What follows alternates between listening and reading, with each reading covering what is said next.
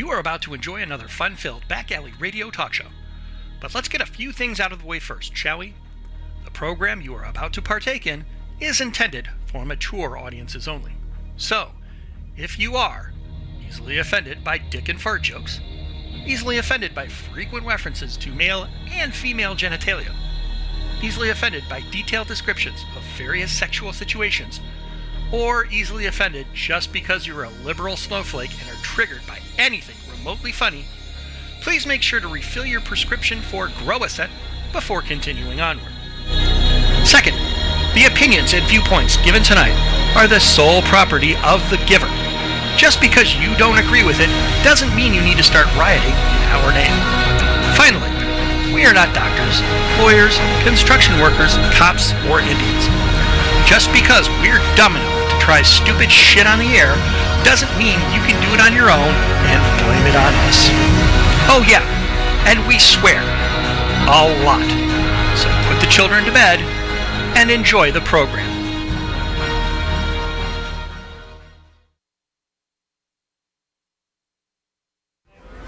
On tonight's edition of Some Kind of Radio Show, we hear a story about a man near where Hilljack Bob lives, where a still blew up, which in turn knocked over a telephone pole, which destroyed a truck, and then bees started going everywhere. Here's a little bit of that. I just had got done feeding my chickens, watering them and stuff, and I walked back to my house there to get my phone so I could play a video game on it. And all of a sudden, I heard a big boom. I looked back out my door and the electric pole fell and the lines were falling, and the geotacker was sideways into the fence, and there's a guy come out screaming and squalling and running around about like a chicken with his head cut off. I told him he needed to get out of that water, but say I didn't know he was getting eat up by bees. I thought he was just high. That girl in that little bikini, she had a little red dot over here. Think they learned their lesson? I'd say by today they are. If they feel like my leg feels, I'd say they are. Also, tonight we hear about a lady that has a really shitty job. Takes a crap. Everyone goes to the bathroom, so everyone can relate to that. And the terms that I use to name these products are everyday terms that, people are used to hearing and stuff. So you just try to, combine the two to come up with something halfway decent that's funny, For example, the first thing that we make now, instead of a cuckoo clock, see, this is a poo-poo clock. And what we did see is we took them turds and we crammed them in between the number there, so that's 130, 230, 330. Now over here we make fecal people. And depending upon the shape of them middle turds right there, we can do them with big boobs or guts or butts or long legs or short legs. See, because there's no two turds that are ever alike. You ever seen a turd, the two turds alike? No. The turds are all local. We just go out and track the moose, and wherever the moose are, they're going to take a crap. And I have found that when a moose takes a dump, you walk about 50 yards in any direction and they take another dump. And when a moose takes a dump, they'll crap out between 200 and 400 turds every time they take a crap. So it's like I get $5 a turd for these things. So I get jumping right up and down. I get excited when I see a turd. Get on there, and that's all my turds are on that page right there with the prices, and click on them and then get to me and let me know what you need for turds. And lastly, we go to our very own Tits McGee with a story about an oil pipeline explosion underground on a road somewhere.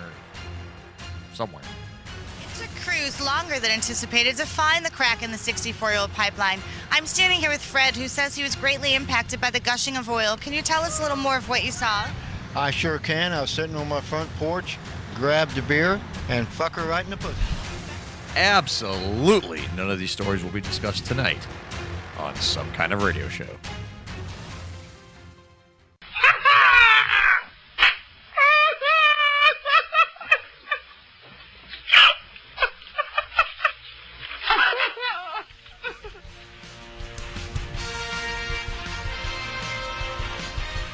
The SKO Media Group proudly presents an old-school edition of Some Kind of Radio Show with our host Earl McCune and the Crazy Crew, broadcasting live on Back Alley Radio. Call in live now at 234-200-5110, or also feel free and shoot us a text. Now here is our host Earl McCune and the Crazy Crew. I'm here for the gangbang. Dearly beloved, we are gathered here together to join Franklin and Marissa. Don't do it. Every now and then I get a little bit terrified. I see the fucking look in your eyes. And I need you now, tonight. I fucking need you more than ever. I'm glad to see Frank's dad made it out. That's awesome. I hadn't seen him in like 8 years. That's great. Congratulations. I love you, Dad.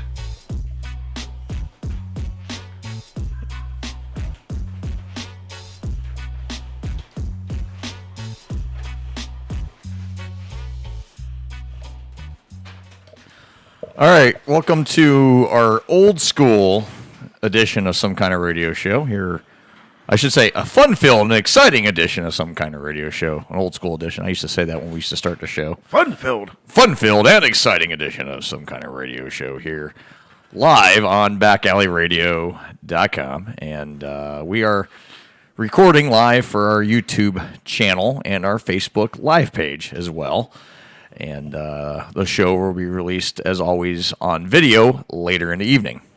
But that's not changing right now, but we're just kind of going with an old-school feel to the show. Kind of doing the show the way we used to back in the day. This is kind of a format change for one night, and one night only. Yep. Just a one-night-only format change. Some things will obviously stay the same, but, we've... Definitely since we started doing this show originally in 2000 and, I like to say, 12? Yeah. 9 years we've been doing this program. 8 complete, actually, because we actually had a year off between, with all the moving around we've ever done, we've taken a year off. But, it's, we've been at it a while, and we've been doing the show. We're like on episode number 260, 261-ish. I think this is 260. I think this is 260 tonight. So tonight's show, again, old school. We're going to salute the movie Old School for doing an old school show. And we're doing things kind of the old way. We're going to start off the show tonight. We're going to start this off like we did back in the day. And we're going to start the show off with headlines.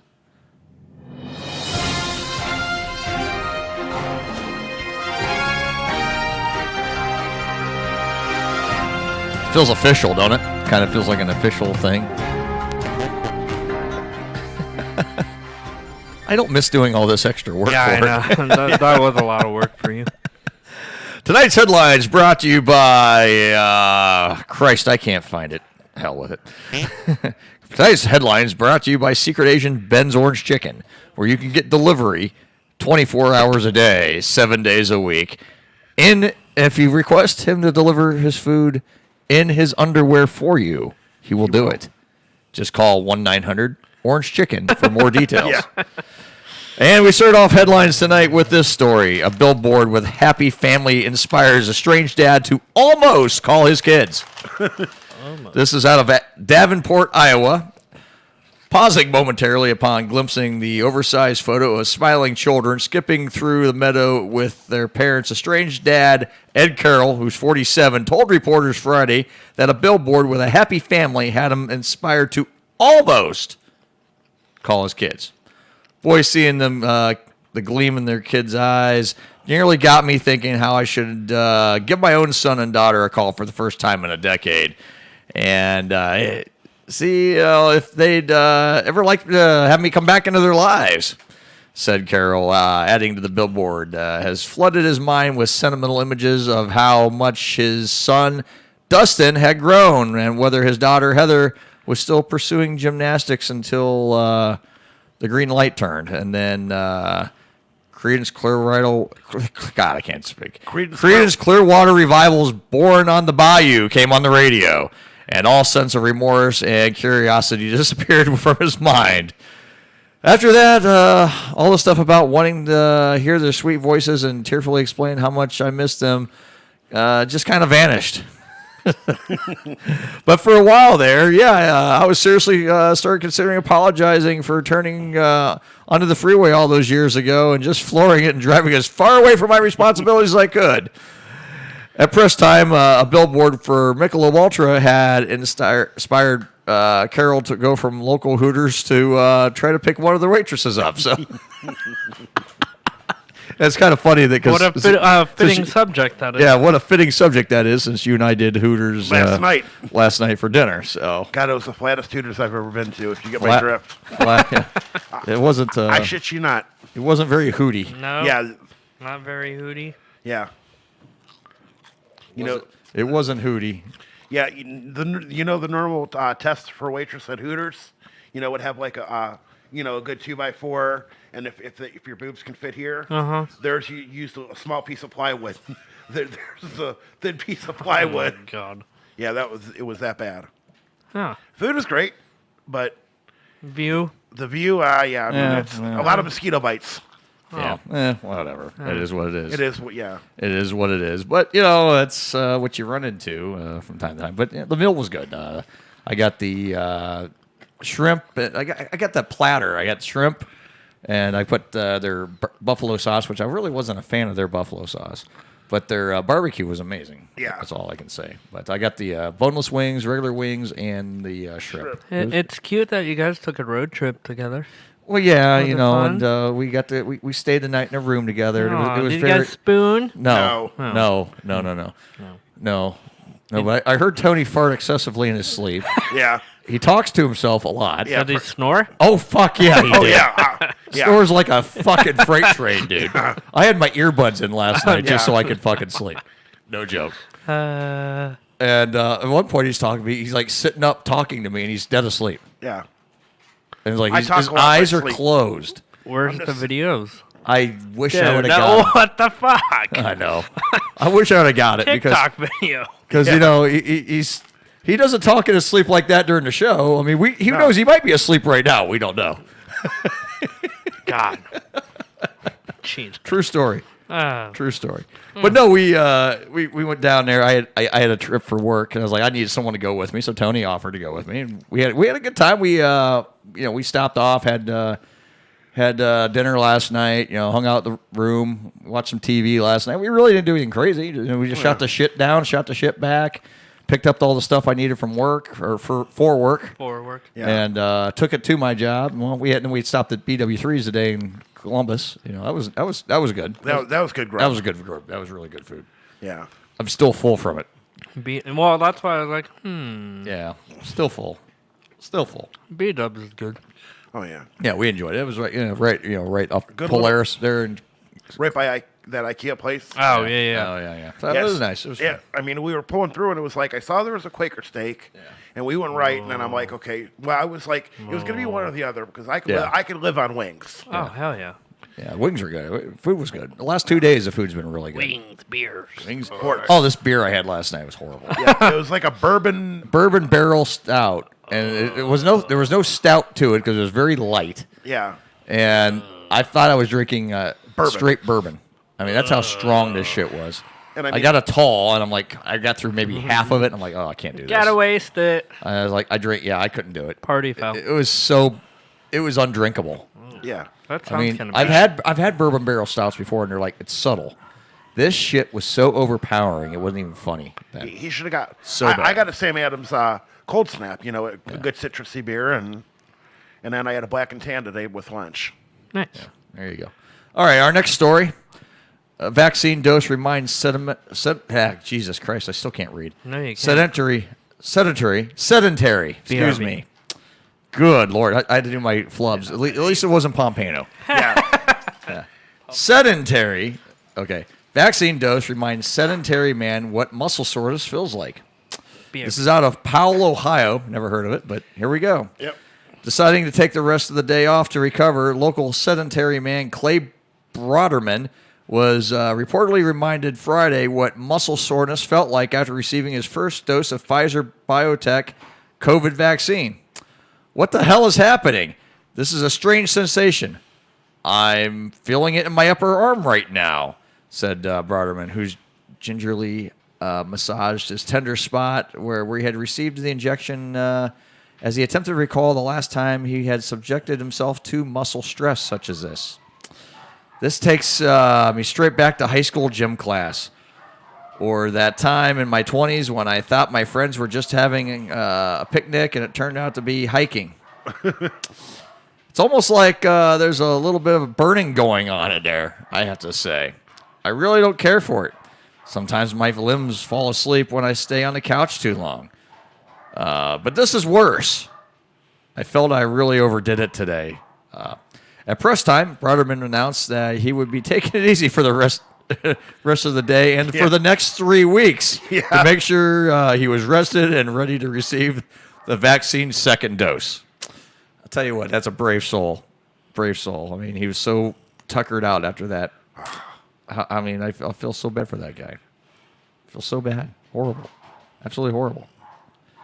What a horrible thing for that guy to have to go through. Oh, well. Okay, well, we got another story here. Okay. Man knows fast food order will come to him in a moment. That's exciting. Anyway, they got a picture of him, a little fat little bastard here. From Searcy, Arkansas. Saying he relied on a spontaneous, intuitive process that he could not fully explain. A local man standing in line at Wendy's told reporters on Monday that he knew his lunch order would come to him in just a moment. I never know exactly what I'll say when I get up there, but I find it best to just go with the flow and try not to force it. This gentleman named Doug Pendleton said, explaining how he had learned over the years that it was best to trust his gut instincts when he approached the counter to order his fast food.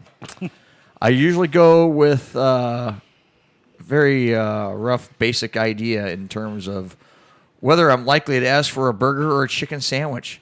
But honestly, I don't know all the specifics about which meal deal or which sides I'm going to get until I open my mouth and talk to the cashier.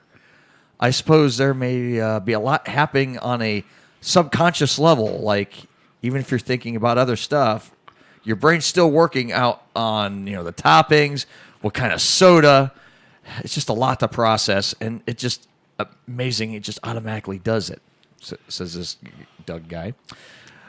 All I know for sure is that I do my best ordering when I have that pressure of being put on the spot.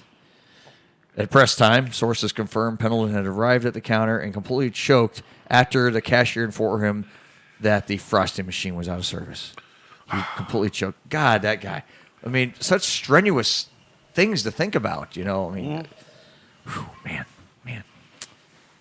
It's tough being a guy like that. So tough. Ben, I mean, did you have a hard time deciding what you were going to order? Did you have I did. Instinctive issues? I mean, did it just come to you? I didn't want crappy fast food. So what did you get today, Ben? It doesn't look like orange chicken. It looks like chicken, but doesn't look like orange chicken. Southern chicken dinner. Southern chicken dinner from where at? Downtown? Downtown. Yeah. Downtown. Called Erie Street. Oh. Erie Street Kitchen. Nice. Damn, if you were going there, I would have told you to give me some deviled eggs. Oh, dude, those are good. Dude. Their deviled eggs are the bomb. I don't know what it is. Yeah. Something they put in them, huh? And then fried okra. Fried okra. Yeah. Never had that, but I've had the deviled eggs. You need to go, and you and Laura need to go sometime during the weekend. Oh, yeah? They make bomb-ass food. Yeah, they do. I like bomb-ass food. I love bomb-ass food. Let's see if I can find one more good headline here that looks like it's something that's going to be... Wow. I had read an article a couple of days ago up in Bismarck, North Dakota. A woman gave birth to twin half dog, half humans. Oh, yeah. Tell us about that. Yeah, she was, a woman up in Bismarck, North Dakota. She goes, my father-in-law joining us. Hey, how you doing? Hello. She admitted to the hospital. She knew she was already having twins. And, so doctors delivering the twins, and they come out, and they've got fur all over their bodies. And, fur all over their bodies, huh? Fur all over their bodies, head to toe. Oh, really? Hair Crazy. than anybody you'd ever seen. Crazy story. So the doctor, the doctor had asked her. She was like, "Well, I kind of wondered. Me and my boyfriend were, entwined in a lot of passion. Yeah. I was bent over, pleasuring him orally, and I felt the dog just in back hump, just humping on me. But kind of like Peanut up there. He likes to hump people. Yeah, but I didn't think he actually made it in, and I felt a warm goo inside of me, And I thought nothing of it. I had sex with my boyfriend right She afterward. thought nothing of it. And here I nothing am of 9 it. months later, and I've got twins that are half dog and half human. Oh, brother, that's not possible. Yeah. No. You wouldn't think. So I mean, hey, Wolf Boy in the cover of Weekly World News, you wouldn't think he's possible either. He's probably locked up somewhere in D.C., but Well, or Roswell. somewhere. Somewhere.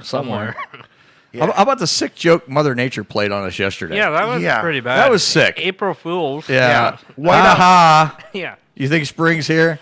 Ha ha. Not yet. 70s last weekend, 70s this weekend, and a whiteout on April Fool's Day. Yeah. Oh, that drive down to Cincinnati yesterday. Oh, the bad. Well, the first part sucked. Yeah, because once we got around Mansfield, it actually cleared up. Yeah, everything cleared up, and you get down, just past Mansfield, it didn't look like it snowed at all. No, nothing. I mean, it was like, are you kidding me? Yeah, and it was like it was probably 20 degrees warmer. Yeah, but then not this morning, but it was cold this morning. But oh man, it was bitter cold this morning down there. Oh, because where we were at, it was like open air and just breezy as shit. It was so breezy down there. It wasn't even funny. My God, it was so breezy. But yeah, it was a good trip. I mean, we had a really good trip. Yeah. Once we got there, these people had no fucking clue what they were doing. Well, Where nothing was at. Okay. Oh God. Well, here's the thing. Okay, we had 4 lots to pick up. Okay. And we bid on like 16 lots. We won 4 bids. So okay, so it was pitchers for the bar. Yeah. Some beer buckets, things like that. There were 2 lots of random pin setter parts. Oh. And a small floor safe. Okay, get there.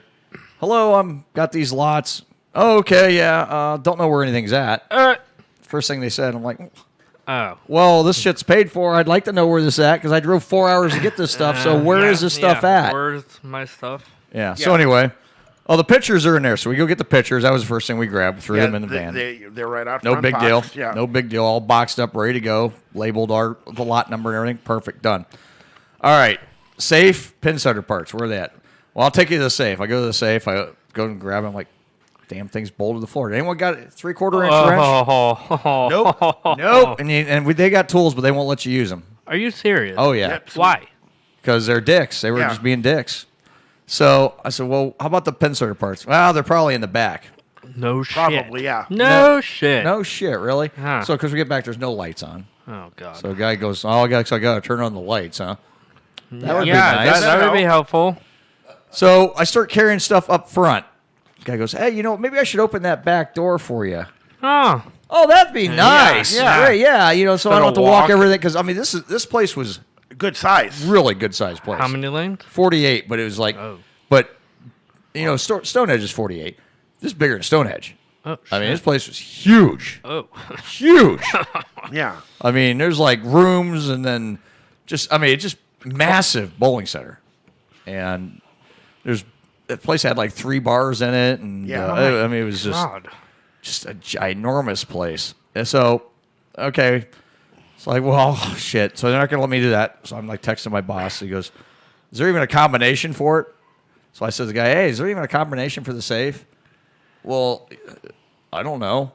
Like, well, you guys put a safe out for bid, and there's no combination for it. Who was running this? It was like some auction company. I don't know. So, guys, well, I don't know. I'll see if I can find it for you. I'm like, yeah, that'd be great. Thanks. Thankfully, he found it. Closed down. Yeah, closed down. Shut down. Yeah, shut down. I felt bad for the guy that's sitting there of having to drill up and pull up all the panels on the lanes. Oh, yeah. Well, that's a week's job. Yeah. So anyway, so we go back. So I pull the van around. Perfect. I was able to back right to the door. I was like, okay, this stuff looks good. Great. Looks good. Take it. There were some conveyors. I was like, well, I'm only going to take half of these because these other ones look like absolute dog shit. I'm not taking them. And you go, well, you can take a few these other parts if you want. They're not, we didn't mark some of this stuff, so if you want to take it, yeah, great, I will, thanks. Yeah. So I grabbed a few other little odds and ends things. I ended up getting a few better things that I didn't see originally. Like, oh, cool, I'll take that. I'll take this. Okay, great. Yeah. So I loaded a few things up and like, all right, so no one's got a wrench. Yeah, they're not going to let you use a wrench. They look kind of mean. Like, that great. So Where's the hardware store? Like 4 miles It's down like the road. 4 miles down the road. Okay, great. I'll go get a ratchet. So I run to the Home Depot, get a ratchet set. It's like $35 for the set, whatever. And go get this ratchet. Come back. I unbolt this thing. Yeah. Guy goes, hey, I was looking for you. I'm like, I went to go get a ratchet. He goes, oh yeah, I got the combination for the safe for you. I'm like, okay, good. So I said, I got the thing. Great, done. Hi, Munchie. So I throw the safe in the truck van. I says, Tony, like, let's get out of here. Yeah. Before it was idiotic. And then we hit the road and got as far as Columbus, and we decided to stop, have lunch. And then we looked. I was like, well, I'm not going to be back by 3 o'clock because I was supposed to return the van by 3. Yeah. Well, that's okay. What, U-Haul? No, I got Enterprise. Enterprise. Oh. Yeah. It was one of those big Ford Transit vans. Yeah. He rented a small one. They didn't have one, so they gave him a little bit bigger one. Yeah. A little? That was a big van. How No, far? I showed you how big of a truck. Yeah. They had a truck that I used to drive. Still, that van was big. That was a Yeah. long van. How fun was that driving? Actually, really nice drive. It rode. It rode really nice. Yeah. It drove easy. Because The worst part was just maneuvering around, Oh, backing up, because I'm not used to a big vehicle like that. But I mean, it drove. I mean, once I got on the freeway, it was fine. It was a real smooth ride. It rode. I mean, it rode like a luxury car. I mean, really, this thing was a very comfortable ride all the way down. Drove really nice. It was a brand new van. Yeah. It's a 2021 van, they said. So like, what's this thing? Damn. Like, Okay. Dang. okay, good deal. I like it. So rode great. Get back. I had some help when I got back. We had extra help. Four guys loading things up. We loaded it up. Yeah, just got everything in all real quick, and we talked to my boss for a few minutes. Shot the shit with him and Told him how much of a shit show it was. oh yeah, he's like, he goes, why am I not surprised? I was like, because he talked to them the other day because when he paid for everything on. It was like I paid like $65 for all this shit. Oh, that's not bad at all. Yeah. So he says, because he paid for it, and then they call him 2 days later and say the payment didn't go through.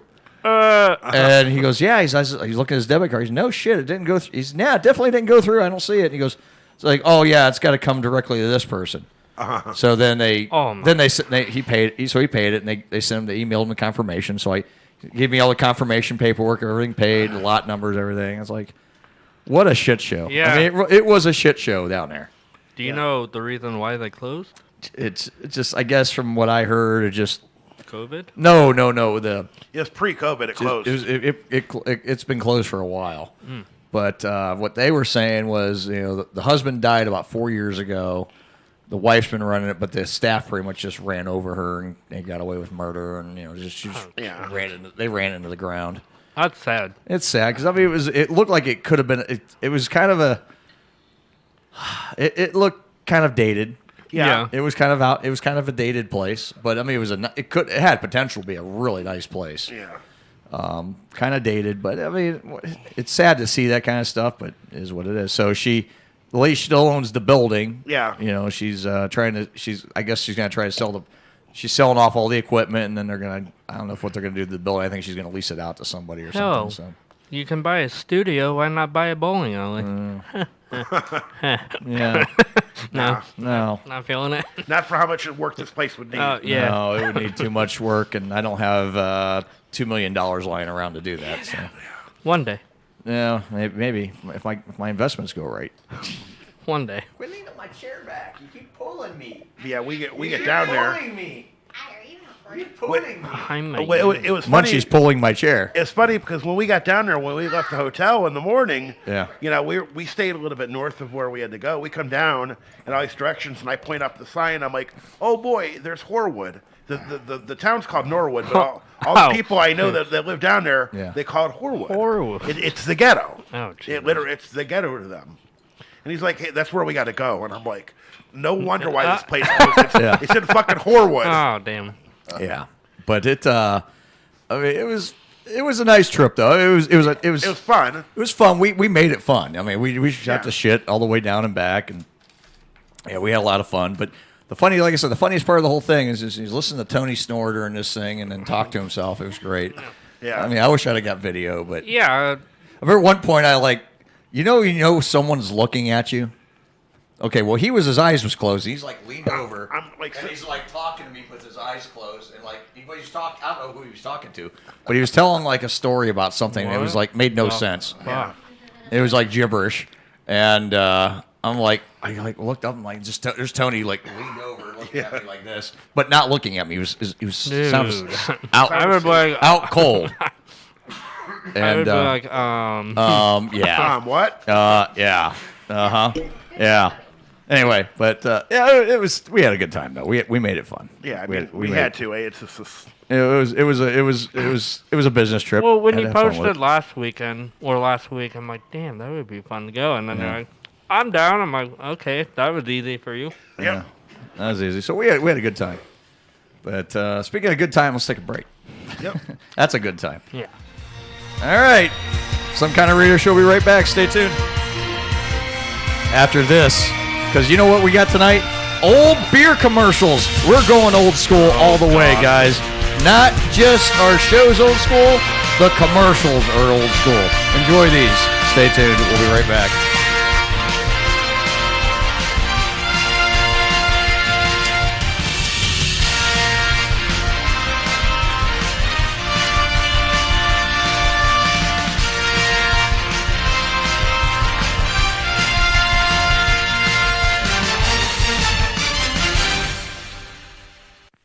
What made Milwaukee change its mind? What made Milwaukee change its mind? Hello, I'm Rex Marshall. Yes, the big beer question these days is, what made Milwaukee change its mind about beer? Well, if you like Milwaukee beer, and I guess everybody knows that that's America's best beer, I'm sure you'll be mighty interested in the answer. What made Milwaukee change its mind? Well, let's ask a man from Milwaukee. He ought to know. Yes, I certainly do know, and I'll tell you all about it. You know, Milwaukee is where almost all the fine, world-famous beers are brewed. Over the years, more and more people, right here in Milwaukee, have come to realize that Blatz is the finest of all the fine beers. That's why today, in these modern times, Blatz is Milwaukee's favorite beer by far. Yes, no doubt about it. The flavor of Blatz is what made Milwaukee change its mind about beer. The Milwaukee Journal proves it in black and white. You see, every year this newspaper conducts a citywide survey on beer preferences and publishes the results. Now see for yourself how Blatz has been preferred by Milwaukee year after year after year. And take a look at this. Nowadays, Milwaukee prefers Blatz by an even greater margin. Well, you know, winning an honor like that, year after year after year, in America's beer capital, is surely the greatest possible tribute to the flavor of any beer. Don't you agree? So the next time you order beer, remember, it's so easy to enjoy Milwaukee's favorite beer. Just be sure that you order Blatz, Milwaukee's favorite beer, Milwaukee's finest beer.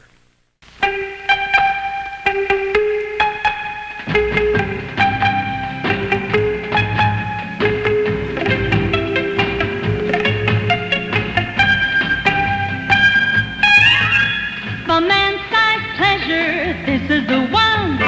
Premium quality Falstaff beer. Falstaff, brewed with every skill known to the brewer's art, even to the extra care of ripple toasting Falstaff's fine barley, rippling every golden grain over and over for the perfect toasting that makes sure of pleasure-perfect taste every Falstaff you have. The finest tasting beer a thirsty man can pour, yet light enough to leave room for more.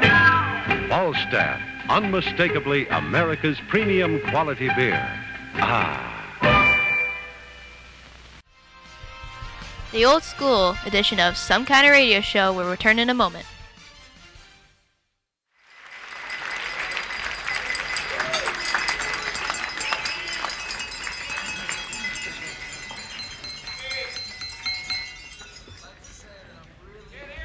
Glad and excuse me. I'd like to say I'm really glad and proud to be here tonight. I'm glad to see Frank's dad made it out. That's awesome. I hadn't seen him in like 8 years. That's great. Congratulations. I love you, Dad. True love is hard to find. Sometimes you think you have true love, and then you catch the early flight home from San Diego, and a couple of nude people jump out of your bathroom blindfolded like a goddamn magic show, ready to double team your girlfriend, and it stops. It stops right there, and it continues right here, because I think what my friend Mitch is trying to say is that true love is blind. Let's raise our glasses, whatever we got in front of us. Salute, health and happiness. Cheers, everybody. I love you so much, Frankie. I love you. I'm not a talker. I love you. Congratulations. You are tuned into the old school edition of Some Kind of Radio Show. Call now, 234-200-5110. Now here is Earl McCune and the Crazy Crew.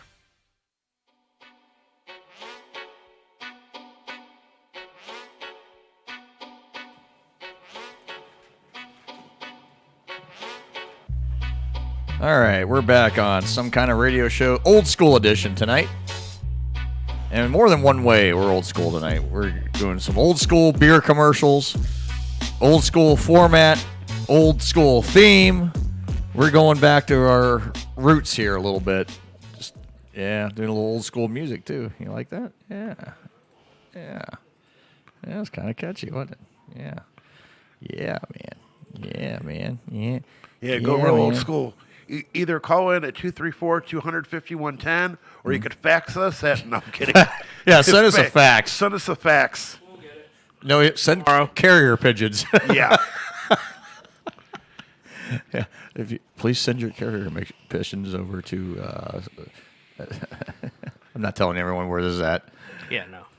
No, you want real old school. We need one of them old phone boxes that you have to flip up to answer. The haunted ones that would just answer on their own, or we get a mysterious dial tone while we're on the air. Yeah. Oh, God, remember that? Yeah, we should have put up that wooden wall paneling. Oh, yeah. Yeah. Yeah, no. No. And we need to make the studio smell like half stale marijuana and. Yeah, dude. No, Man. See, I was at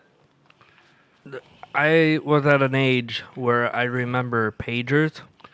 I used to own a store. So, like, my mom and dad used to have a pager, so, like, we would be at the restaurants, and I remember that you could look up scores on, like, for different sports. So I remember sitting at a restaurant one time, be like, can I see your pager? And just, like, scrolling through the scores and everything, like, pagers. Those were an alphanumeric pager. It's the train you could get the text messages on. You had to have either the right thing connected, or you could go on the computer and go to the paging provider site and type in the number and send them a message. Now, they had to have, and here's the thing, 'cause I used to own a store with a buddy of mine. You had to buy alphanumeric service, because if you walked in, got one of those, they called them, it was called an advisor. That was the model of the pager. Right. They had the big clunky ones that were like this. They shrunk them down like this, and it was only a 2-line pager. Yeah. Then the newer ones were a little bit bigger, but they were 4 lines. They were all backlit instead of having that little cheap ass little light bulb. And then you'd scroll through and you'd get like news, sports, stocks, entertainment news, and some other crap. But people would want them because that way the little thing would blink every time. Yeah, if someone we get like an update like every or 10 someone minutes. needed you. Page you. Yeah, they paged me, but that was the big thing when people wanted to carry them. The biggest bitch I got when people would walk into my store. Well, I spent, $150 on this pager, on this high-end pager, and I had somebody try going on and typing me a message, and it sent them an error, and I'm like, well, you're only subscribed to numeric paging. You have to, alphanumeric costs you another $5 a month in order. I'm like, but I thought the pager could get those messages. I'm like, I've got to set it up to get those messages. If not, it's a regular beeper with the sports scores and the news on it. So then they got it, and then because people would actually go online and I remember I had voicemail. I thought it used to be the shit when you got voicemail with a pager. Or people would get a toll-free number, and they would abuse the shit out of it. And we told them, we were like, "Oh, that shit costs money." You get, yeah. Oh, I was excited when I got texting on my phone. I was like, "Oh, this is the coolest shit!" Because I remember when I first got one of my early cell phones, I didn't have texting. I just had my phone. I was like, "Oh, I signed up for texting. This is great." You know, this is coolest shit ever. I got my first phone in 5th grade. Yeah. But you know, 5th grade. Yeah, I remember back in the day, I had a pager, right? And the cool thing about having the pager back in the day was, first one it was like a top reader, okay, and you can read the numbers. Then I got a face reader one, and it had voicemail capability. Yeah. Oh. And I was like, oh, this is cool. I could put call a number, and it's just like your voicemail on your cell phone. Yeah. And you call the number, and it just goes right to the Were voicemail. you able to look up scores and shit on yours too? Oh yeah. Yeah. Yeah. Then what I did, it was what the funny thing is, like, okay, it would say voicemail, so you have to call the number. And then listen to your messages. Yeah. So I mean, that was kind of like, oh, this is the baddest ass thing, and someone need to get a hold of you, and then you get all the little codes, like 187. 187 was I'm pissed off at you, or I'm gonna fucking kill you. Was it really? Yeah. 143 was I love you. 911, of course, is emergency. Call me. Or you could type in boobless hoe or something like that, and just in like numbers. And if you turned your pager upside down, it would look like it said boobless hoe. Yeah. Oh yeah. What the It was like that was like the shit to do back in the day. Yeah. Was pagers. Yeah. And it was funny because when I was telling Earl this when we were riding down yesterday. I was like, the cool thing was because my buddy had opened up the shop and he had been in business about a year, and then he called me up and said, hey, I need I've got some stuff I got to go do. I need somebody to babysit the store for me. Come in, you can sell them. I'll show you how to do everything. And I this is helping him out. And probably 6-7 months into it, he was like, and I feel like I owe you a lot of money. He's just like, you spend 4 or 5 hours a day here. And I'm like, I'm just hanging out, listening to the radio and, bullshitting and whatnot. And it's just like, people come in, no big deal. And he was just like, well, how about I make you half partner? He's like, I probably owe you enough money that you're probably worth about half what the business was worth. So we partnered up. We both drew a paycheck. We were making great money. People would come in and give us $10 a month for their service. Mm-hmm. We only had to pay $3 for it, so there's $7 profit. Charge them $10 to activate the pager. That was pure profit. Right. You'd sell them the little colored pager cases. Yeah. They cost us $1. We'd sell it to you for $10. Yeah. There's profit. So yeah.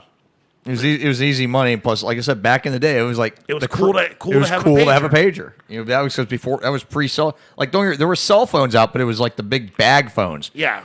And they were very, very, very expensive to have and to use. To use because like there was like no. They call it. You'd have roaming charges. Yeah, roaming. Yeah, you'd have a service area where it's now we can go anywhere and use ours. And it's funny because it's like back then, if you got lucky, you could get a pager number that was free to call from a payphone. Mm-hmm. You could just pick up the payphone, dial the number in, and it was free otherwise. Because somebody would come in and, well, how come I call his payphone, I can call it free from, and I'm like, what depends on the provider, because we used to carry both providers. Right, yeah. Do you remember the FM station we all know about, Tony, that whenever they used to advertise their GTE mobile net number? Oh, yeah. Star 100. Yes. And because if you could call on a cell phone, it was free to use. You didn't get charged on your cell phone bill. And because they were advertising it, that a lot of the stations were doing that they had a little code. Star whatever. Yeah. Yeah, it would always be like a free call for the cell phones. They'd be like, okay, call now, because like the certain station we're talking about that had the dating show on at night, they didn't use the toll-free number during the dating show, but you could either call them, blah blah blah. Here's their number.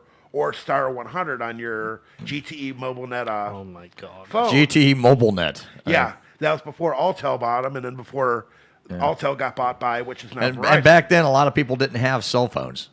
I mean, there was people who had, but it was they had them, but they were very expensive. And then a lot of times, okay, well, either call me after 9 or on the weekends because they used to have free nights and free weekends. Right. That's when you tell people to call. Get a hold of me on the weekend. Get a hold of me after 9. Yep. When you're done, keep going. I mean, and that's, and like I had one early on, one of the big clunky little bricks you could carry around.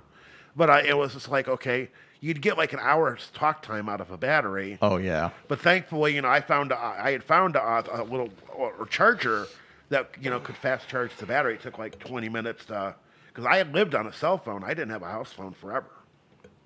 See, and we used to have a house phone, and then once cell phones started getting bigger, where we forgot about the house phone. I got one, but I use it for my business line here. For the wedding business. Which, I mean, makes sense. Yeah. Okay. That way I don't have to, because I don't want people calling me on my cell phone all the time. No. Now, here's a question. Does anyone remember time and temperature? Oh, yes. 673-9811. Still works. Calling it? Yeah. This used to be my life. Hometown Bank. Safe, sound, and secure. Hometown banking since 1898. See us for all your deposit and lending needs. Today's date is Friday, April 2nd. Hometown Bank time, 7:46. The current temperature is 36. Thank you for calling. I used to get that used to be my childhood. Yeah. Oh man, my dad still calls that. I used to give that out as my phone number when I was at the bar. Here's my number, and then they call. Oh, that son of a bitch. Or give out B-Dub's number or something like that. See, yeah, I mean, what else? I don't know. Texting, pager. I remember the pager. Calling that.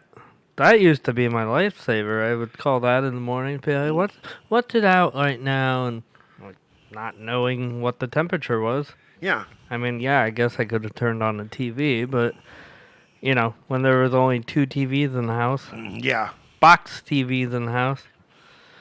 It's crazy how much technology has changed in the past. I mean, look at how flat our TV screens are, how big the screens have gotten. Yeah. Like, and how heavy those used to be back in the day. Hell, even 10 years ago, the TVs were super heavy. Yeah. I mean, yeah, boxy as shit. Like now, well, like, remember when they, like, the big screen TVs, which used to be boxy in the back, so, like, giant. And they weighed a ton. Oh, my God. I mean, I don't think I know anyone that has a box TV anymore. No, I mean, I knew somebody had one and was trying to sell it, and I'm like, dude, nobody's going to want it anymore. No one's going to, and I think now Best Buy's, you got to pay them for them to take it. Yeah. That's crazy. Well, it's a lot of extra work. When they come in, I mean, it's like, I mean, now the TV we have in the studio here, Earl, how big is that one? Is that a 32? It's a 32. Yeah, I've got that in my bedroom. Mm-hmm. And even that looks ginormous hanging on the wall. Yeah, compared to, because I've got that in my bedroom and I've got a 46 in my living room. Yeah. My living room being small, a 46 is a perfect size for it. Yeah. And it's just like, but I mean, there's 70s, there's. Yeah, I bought a 65. You have that in your house now? In my bedroom. Oh, in your bedroom? Yeah. What do you got in your living room? 65 as well. Okay. But that because I'm still living at home, but yeah. I have the master bedroom upstairs. Okay. So whose dick did you suck to get the master bedroom? My parents actually have the bigger bedroom, and they have like the master edition bedroom. Oh, the new edition on the house bedroom? Yeah. Okay. Yeah. So I have like the 65-inch, and then next to it there's like a 45 or 35. Okay, wow. So like I have the cable and the gaming, and okay. So and then I have my smaller one that's not a smart TV. That like when I bought the smart TV, I was like, I'm gonna put this one downstairs, and that was only like 35 or something. So I mean, TVs nowadays. Yeah, I mean they're just getting well. And I saw it on sale. It was 65 for like 700. Yeah, that which isn't bad at all. I mean, I remember somebody was like, yeah, here's your music player. Here's your Sony Walkman. Here's your camcorder. Here's your camera. Here's this. Who'd ever all thought that would have been on the smartphone? We have a Samsung, any kind of brand smart TV, and yeah, you do so much on it. I mean, it's like who'd ever thought you could carry a computer around this size? Yeah, no shit. Yeah, it's crazy to see in the last 10, 15 years. I mean, what has happened? I mean, I remember I had one of those little StarTech phones, first phone I had text messaging on. And you know, it was weird. You know, had you know, sitting there having to hit all the keys like that. And then, but I got used to having such small phones. Then when I got my first camera phone, oh god, it took the shittiest pictures in the world. Oh hell yeah! But everyone's like, ooh, you got a camera phone. So, and then I remember at the time having to download and buy ringtones.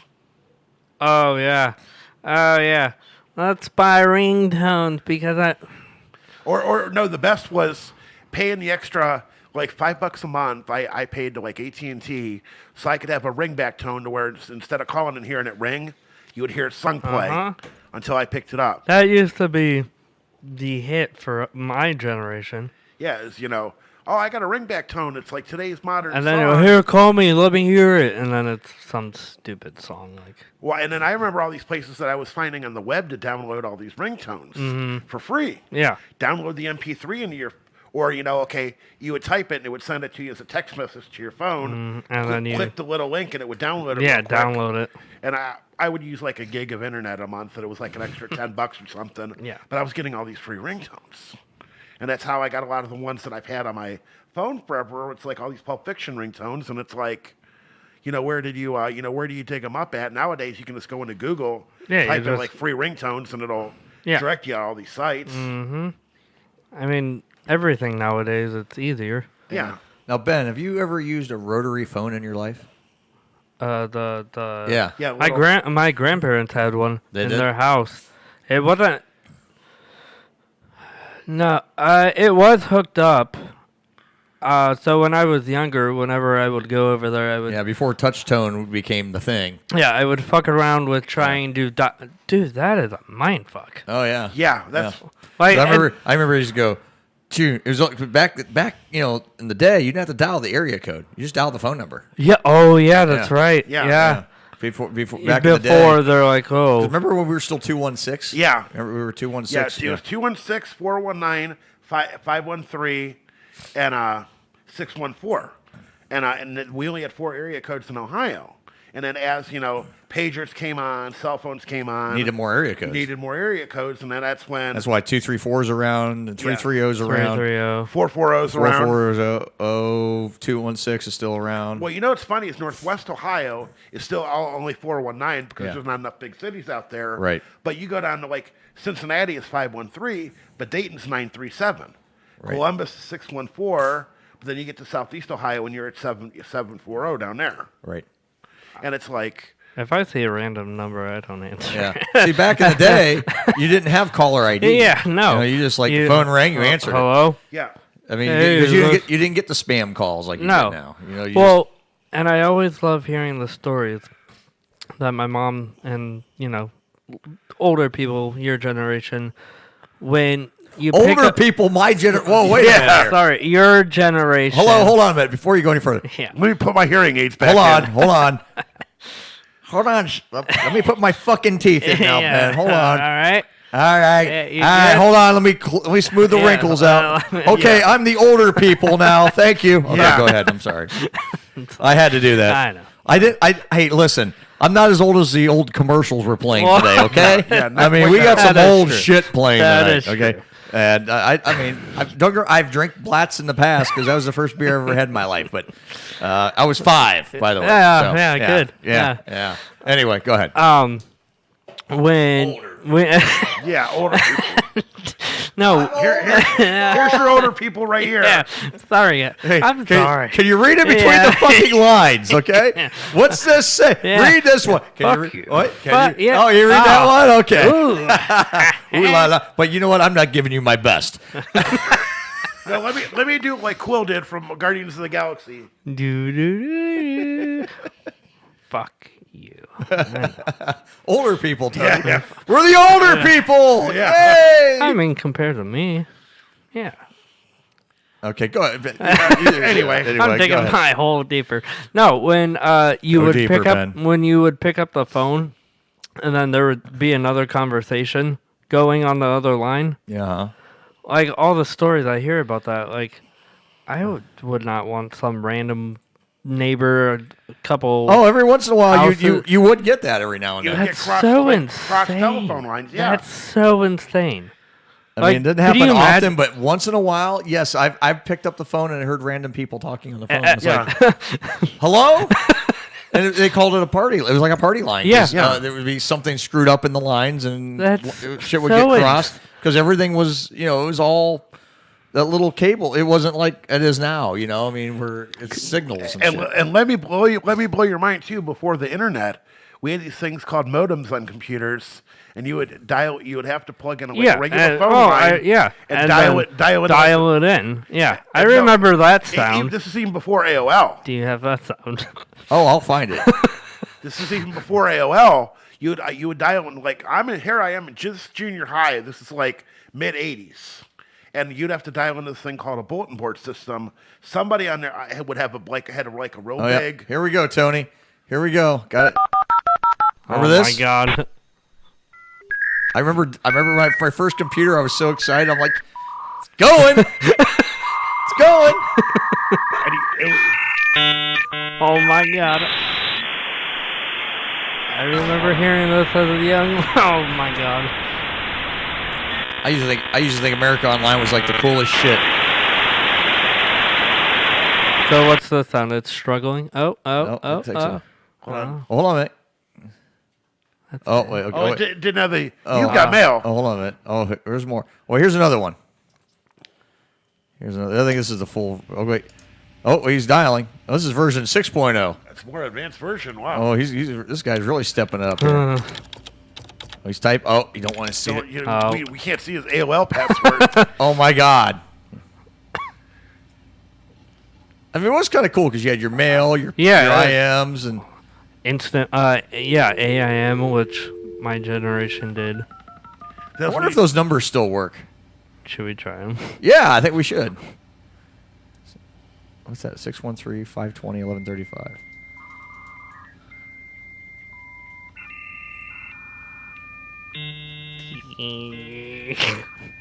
Oh my God.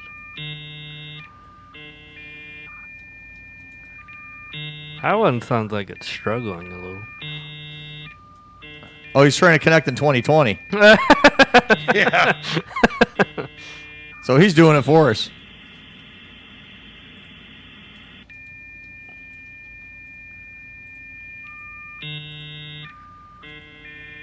There you go. Now it's 11:35.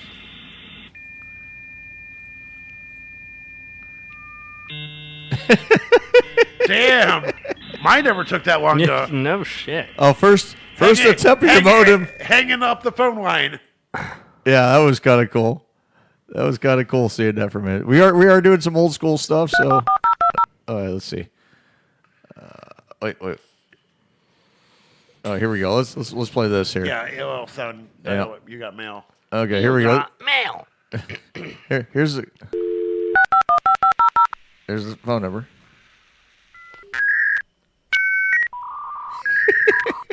Oh my God. I remember this was like, yes, come on, hurry up, let's go. Come on. I got the chat rooms and shit. Yeah. See, I mean, there was nothing really to do, You'd get on a chat. Yeah. And I remember I had all these people that thought they were like cool. I got laid from those chat rooms a few times. Oh, I met tons of women. You've got mail. You got mail. I was so disappointed when I didn't get mail. I was like, fuck, I don't have mail? Motherfucker. And I remember, there'd be these people that would be like, yeah, I got a chat room buster to where if I click on AOL and I want to get in the chat room, it'll kick somebody out. Because they would find all these little patches and these things. Yeah. Somebody would write a create and be like, so they could get in. Because, I just went into, a places room, which was just, there was, no topics. It was just by location. And everybody went into the Cleveland room. Not Cleveland 1, 2, or 3. Mm-hmm. Just the Cleveland room. Yeah. That's where everybody was at. Yeah. And my buddy Brian DJ'd karaoke, and so we all went and hung out at the bars. Mm-hmm. So I went and met all these people. You'd only see them as the screen name. Then you'd go up and meet them in person. And a lot of the people I still talk to today. And God, it's been 20 years. Dude, that is crazy because I remember doing an AIM. Yeah. Oh, yeah. And I did that too. Oh, dude, that was the hottest thing. It was the coolest thing to do back in the day. Oh, yeah. All right. Well, we are going to get ready to take our next break. So, break. All right. Some Kind of Radio Show, old school edition. We'll be right back after these very important beer commercials. Yeah. Because Beer. they're important. Beer. Because this is some like quality beer commercials we're going to play here. Yeah. We're going old school here tonight. Some kind of radio show. Wink. Everyone stay tuned. We'll be back. Sports.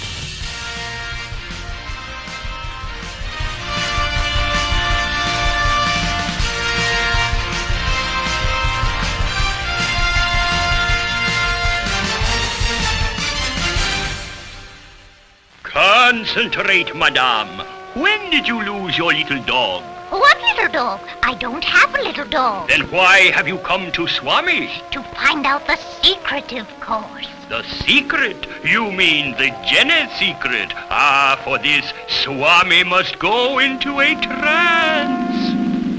That is Hemlock Lake, the purest natural brewing water in the U.S. of A. For goodness sake. And nature's finest hops and grain. Just look at it. Oh, my. Combined in a special way, they produce the Genesee Secret, lightness with flavor in Genesee beer. That looks just yummy, Swami.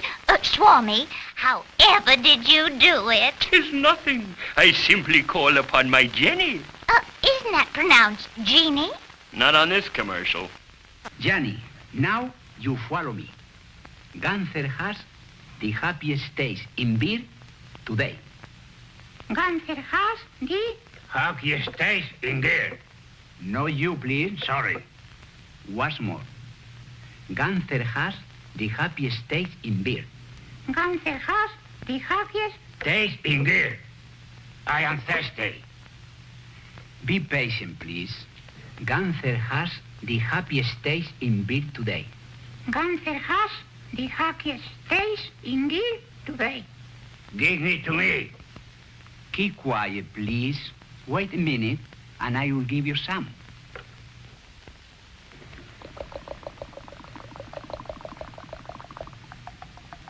Is good?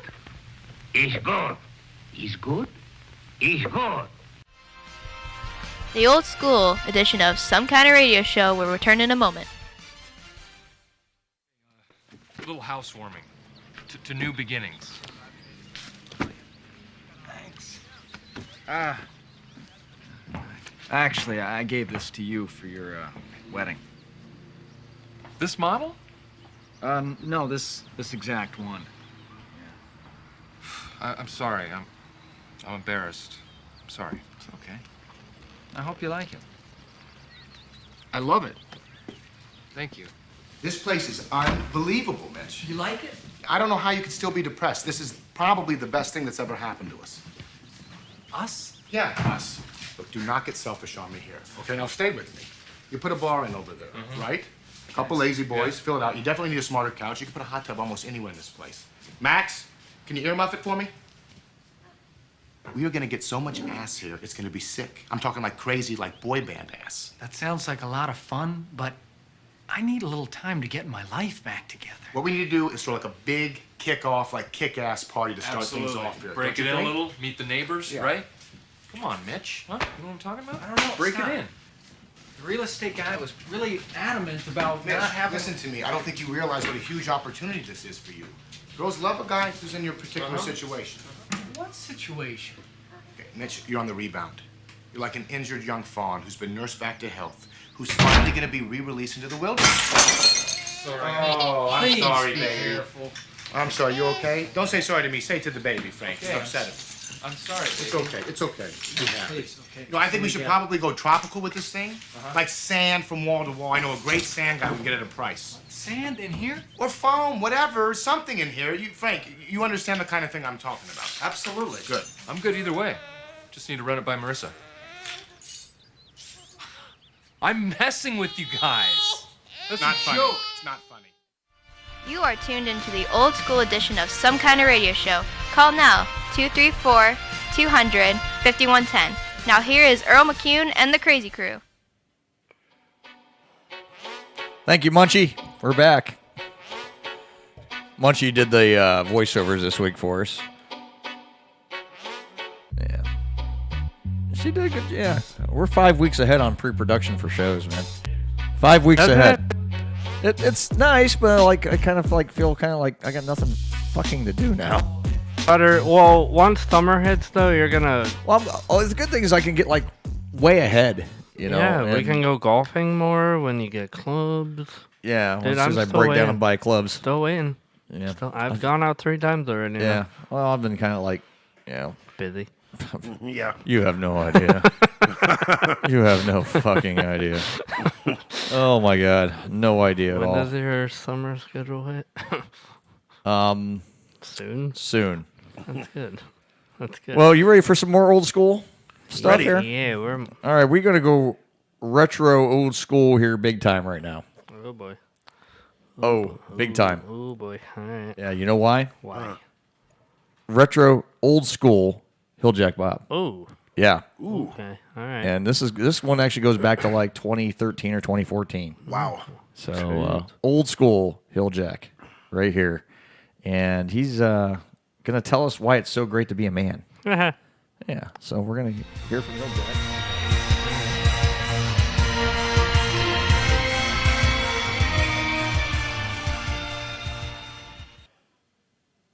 As soon as I play the right thing.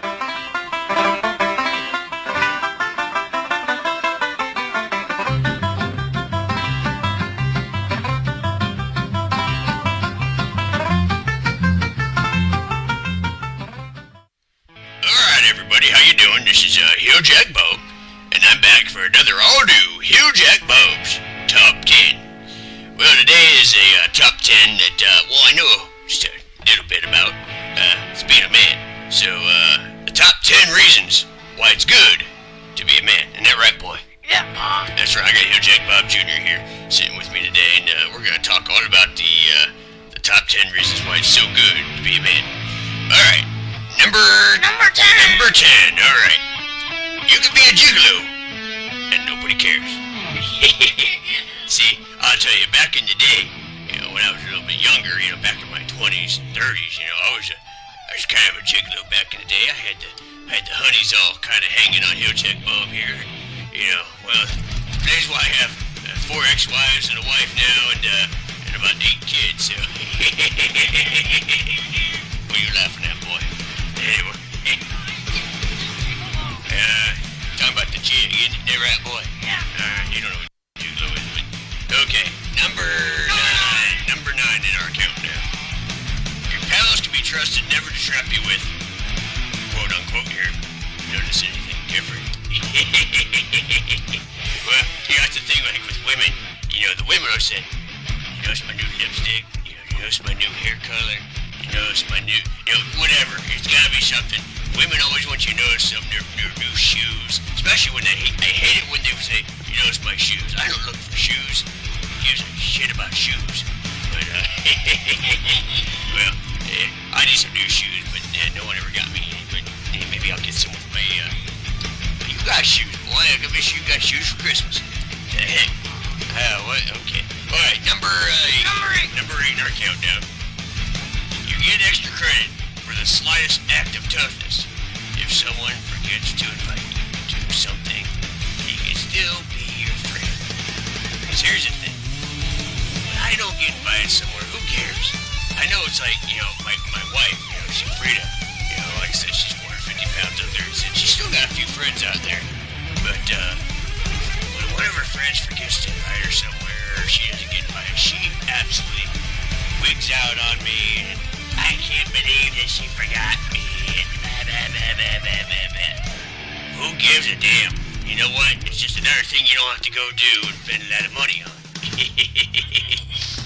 Alright, we did 8 already, boy. You're slacking today. Number 7, that's right. Now this is what me and my boy do here a little bit. We kill for your own food. That's right, we go out and get the squirrel, we go out and get some rabbit, and we get all that good stuff every now and then. Yeah, you like that rabbit stew, don't you, boy? That's right, rabbit stew. Yeah, you like to eat the ears. Don't ask him why he likes the ears. I don't know what's going on with that boy, but he's into the ears. All right. Well, on to number 6 in the countdown. One mood all the time. That's very true. I'm always in a pretty good mood. Now, sometimes I get a little pissed off, but even when I'm pissed off, I'm in a good mood. Now, with women, they got 10,000 different moods. They can be happy, they can be sad, they can be angry. And all this could happen within a span of about 10 or 15 minutes.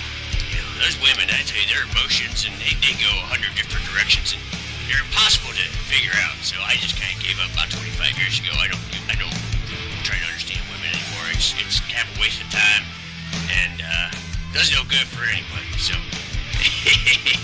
okay, boy. Number 5. Phone conversations are over in 30 seconds flat. You know what? That's very true with me and my phone conversations. Usually I text. I'm not a big phone guy, you know. If I do a phone call, it's usually, hello? Yeah? Uh-huh? Yeah?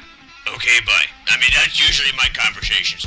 Now, Frida, my wife, when she gets on the phone, good Lord, say it's like right now, it's 12:20 in the afternoon, for example. She'd be on the phone till about 4:30 in the afternoon, talking to the same person, and they probably repeat the same subjects over and over and over and over about 35 or 40 times. But that's just a women thing, so that's another reason it's good to be a man. Isn't that right, boy? Yeah, Mom. That's right, boy. All right. Boy, you're getting your numbers all mixed up today. What are you drinking? You didn't sneak into Pa's secret moonshine, did you? I drank grape Kool-Aid. Grape Kool-Aid? That's like my... Boy, this looks like my grape shine. Boy, I think you hit the grape shine accident. That's okay. Uh-oh, boy, drink the grape shine. Oh boy, no wonder you can't get his numbers right. But that's my boy. His brain's going crazy 24 hours a day. It's okay. Okay. What, number 4, right, boy? Alright. Yeah, okay. If you're 38 and single, nobody notices. You know what? That's a lot of truth. I remember one time I was back when I was about 38, 39, 40 years old. Maybe about 10 or 15 years ago. I went to a bar one night by myself just to have a quick beer, just a shot of something, you know, and head mosey on home. Well, I go into this place, it's a Friday night, and I swear to God, I'm the youngest guy. I'm the oldest guy in the place. And I swear, nobody was over 25 except my old ass. And I'll tell you what, I felt so awkward. And I'll tell you what, the scenery was nice. And that's another good reason to be a man. Boy, I think you need to go take a nap, boy. You're too good. Okay. Okay, boy, what number is next? Number 3. Oh, you got that one right, number 3. If you don't have to stop and think of which way to turn a nut and bolt. Because here's the thing, and this is the way it's always been, unless you got a left-handed nut and bolt, because you run into those sometimes, very, very rarely. But let me tell you how it is. Lefty-loosey, righty-tighty. Lefty-loosey, righty-tighty. You never have to think about that being a man. You just do it. You know which way it is. It's think of a clock. When you're trying to tighten up, you go clockwise. You know, you're trying to tighten the nut. That's usually how it goes. So, ladies out there, if you're listening, lefty-loosey, righty-tighty. Just remember that. Okay. What number is 3? Number 2, that's right.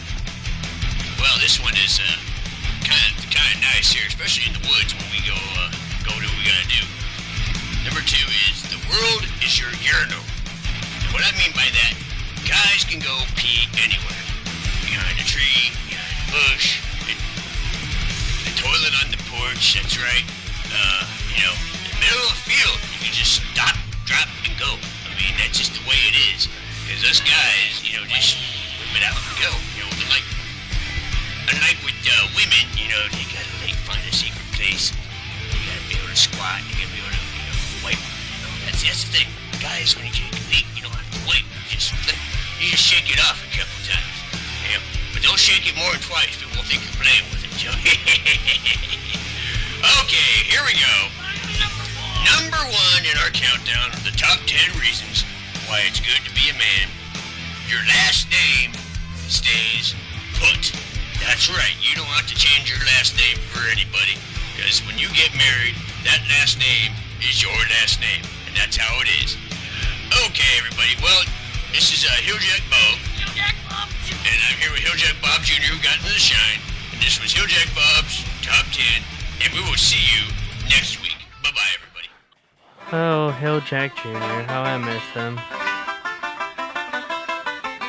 Hilljack kind of looked different there, didn't he? Yeah, a little bit. He looked older but sounded younger. I don't understand that. That's weird. Isn't that weird? He looked older back then but sounds younger. That's crazy. I don't get it.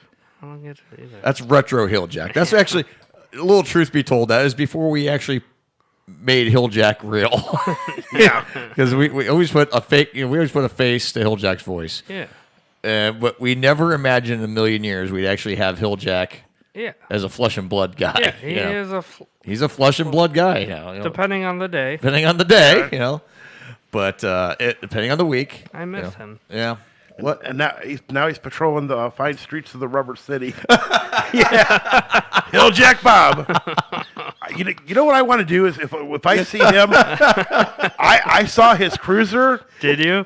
Because I had to ask him. I was like, "Are you in this number or this number with A after it?" Because there's two of them. Yeah. And he was like, "No, I'm just in the one without the A." Because I was like, because I see this, I saw this, and then I saw it with an A after it. He's like, "No, I'm just in. Mine doesn't have the A on it." Oh, so he's not in the anal. No. So he was. So I had seen the cruiser, but him and his riding buddy. He might be an anal. I don't know. Who knows? Who knows what He he's might into. be. And because I told him, I was like, Dylan, if you like anal, give us a call. Yeah. I'm like, I'm gonna go up to him if I see him. Officer Hilljack, how you doing? Oh, I God. wonder what his partner would say. Oh, God. I'd be like, Officer Hilljack. We got a call coming in. Let's take that. Jason, you with us? 1, 2, 3, 3, 4, 4, 5, 6, 7, 8. Hi. Hi, Jason. What's up, buddy? Hi. What's going on? Hanging out on tap. I'm doing the evening.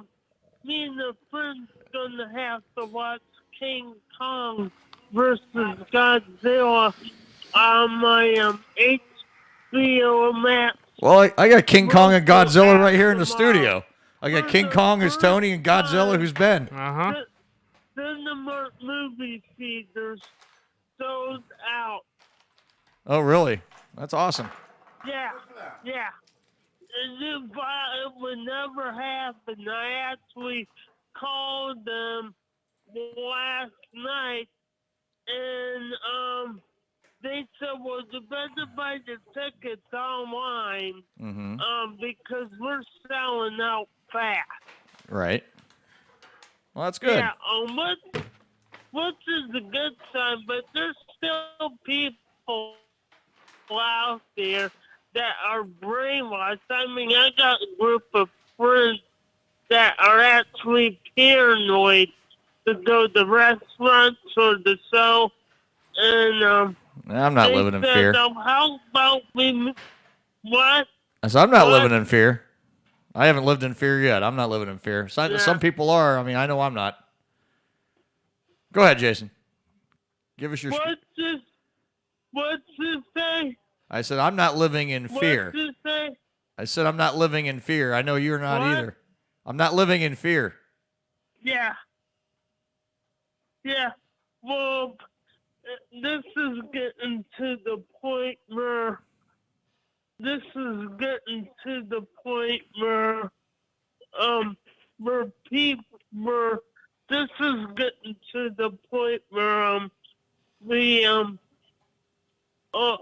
have to go outside for a minute. You're fine. Take your time. Sorry. You're fine. Hold on. I said, this is getting to the point where friendships and family is being ruined over this. Oh, I know. crap. I know it has, and it's ridiculous. I get it. I'm at the point where I'm thinking about writing the group of friends off because they're asking me, did you take COVID? I'm like, is it any of their business? It's none of anyone's It business. shouldn't be. Well, it's just like, I saw it on, this is I used to really follow the WKYC Facebook page. I actually dropped it because the crap that they put out now they almost incite people to start arguing on there. And that's what they do. They incite bullshit on there. And I got it. They put out the post. How do you feel about the idea of the COVID passport so you can go into businesses? And I basically spoke up and I said, that's none of anyone's business if I took a vaccine or not. I said, that's my business. That's my health. That's my body. None of your concern. And you know what people call me? Oh, you're selfish and this. And I was like, okay. I said, how do you know I haven't taken a vaccine? You don't know. How do you know I have taken the vaccine? It's none of anyone's business if I've gotten it or not. Even if I get it or I don't get it, I'm sure as hell not going to publicize it. It's none of anyone's damn business. It's my business. Now the mask thing. Yeah. Now the mask thing. A business can tell you. Sure, they can turn you away. They coming on. Right, but private property. Exactly. They can. Okay, I'll give you an example. You go. Okay, say the mask mandate gets lifted. Okay, we get down to 50 per 100,000 capita on the COVID cases. Mask mandate goes away. Businesses will still have the right to say, hey, no shirt, no shoes, no mask, no service. I don't think that's going away on a business standpoint from a lot of businesses anytime soon, even after the mandate lifts. As far as a vaccine and having to show a vaccine ID card to show that I got a vaccine, I'm sorry, that is none of anyone's business. I can understand and I can like I said, I hate wearing a mask, but here's the thing. I respect it. I do it because I respect it because I don't think they work, but I respect people's businesses. I go to, I work for a living. Our businesses mandate and we wear them. Okay, I wear it. Do I like it? No. But I respect it because I have to do it. For right now, I look at it. It keeps me going things civil. But as far as a medical procedure, anything medical like that, as far as a vaccine, ID card, or a passport, or whatever you want to call it, I'm sorry, that is none of anyone's damn business as far as I'm concerned. I mean, is it? Yeah. I think that's drawing a line. I know some people took it in a certain group of friends, and the one person emailing the people. Yeah. I mean, I'm thinking, what are you doing? Email other people in our social circle about people. I mean, they made us want to brag about it. There's people like that. I see. But don't. But all I got to say, you better got their permission for their email. But this is ridiculous. Oh, I know. I agree. And I'm gonna tell a person that I was involved in the Skype meeting. They asked me in the Skype meeting. Yeah. I'm gonna call them. I'm gonna tell them off the air. I'm gonna say you had no. I'm gonna tell as nicely possible. You don't have. It's inappropriate to ask people in a Skype meeting if they took in the vaccine. It's none of anyone's business. It's none of it. The way I look at it, it is no one's business, and that violates your. It's none of anyone's business what medical things I have. Yeah. It's none of anyone's business. I mean, Ben's open about. He's got diabetes, okay? But you know what? It's none of anyone's business that he's got diabetes. He puts that out there on his own. He does. Yeah. But it's none of anyone's business if he does or not. It's none of anyone's business what medications he's taken. It's none of anyone's business what his blood sugar is. It's just kind of the same comparison. It's none of anyone's business if I get a vaccine or I don't get a vaccine. It's my body. It's my choice. It's none of your business. I mean, that's the way I feel about it. Go ahead, Jason. Go and continue. Hey, Earl. Yes, sir. Earl. Yes, sir. Go ahead, Jason. Did your mom or grandma ever go to church? My mom warned me of a time. I don't mean to be. No, you're fine. Go ahead. My mom warned me a time that there will be back when I was a kid. There will be a time right before Jesus come back, Mhm. the way we buy and sell, Mhm. everyone would have to put a chip on their forehead, the right hand, called the sis, Mhm. and everyone would be mandated. If you didn't take it, you couldn't buy or sell. I Okay. mean, I'm telling you, I Oh, don't yeah. mean I don't know how would you take the Bible, but I'm telling you, this is too. I went to Christian school as a kid, so I get it. I grew up in a very religious family, so I get it. Yeah, Yeah, my grandmother she worked for a church for 30 years, so yeah. The vaccine, and I told my mom, I said, "This sounds like the almost very thing you warned me about as a kid." Mhm. I said, "This is almost this, and what scares me to death. My brother's grandkids in 20 years." Someone that is running the government Mhm. is going to tell the millennials kids, you need to line up and get checked. And the scary thing about it, because the millennials kids, our grandkids, will grow up through this stuff that they're going to line up, no questions asked, without a second thought and get chipped. That Yep. scares the heck out of me. You ain't putting no chip in me. I'm not a dog. But Microchip your dog, I get it, but you're not microchipping me. Nope, I won't let. Yeah, I'm just saying, our grandkids are gonna grow up. You don't have grandkids. I don't have. No, kids, not yet. but Thank I'm God. talking, I hope right? not. Not for a while. Yeah, but I'm talking. I know what you mean, though, Jason. I totally understand. Generations as his grandkids. Oh, I totally Our understand. generations grandkids. Yep. You know what We'll I be mean by we'll that? be rolling over in our graves, Jason, when all that happens. I mean, I probably would Yeah, be. but I'm telling you what, it is scary. It is scary. And I'm worried. It is scary. Yeah, I'm worried about I'm worried about the future generation. I certainly am. Yeah, I'm worried about my brother's two granddaughters. Mm-hmm. They're gonna have grandkids probably within 10 or 15 years. Did you really want them to grow up in this crap? Scares the hell out of me, Jason. Scares the hell out of me. I mean, these people, I don't know. I agree, buddy. I mean, it scares the hell out of me, man. I mean, I'm worried for our future generation. I mean, it really. I'm very concerned. I mean, by the time some of this happens, I mean, I'll probably be long gone. But I worry for them now. That's for sure. I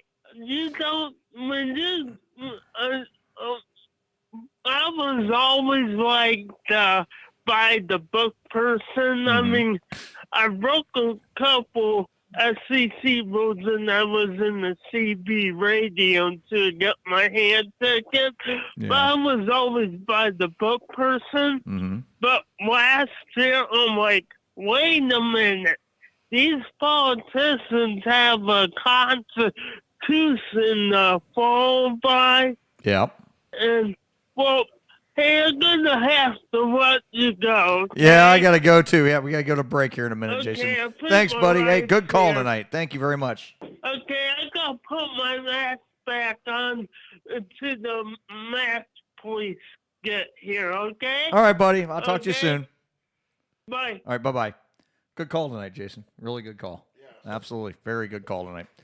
All right, we're going to go ahead and take our next break, and we'll be right back here on, I suppose, Some Kind of Radio Show. Old school edition of Some Kind of Radio Show.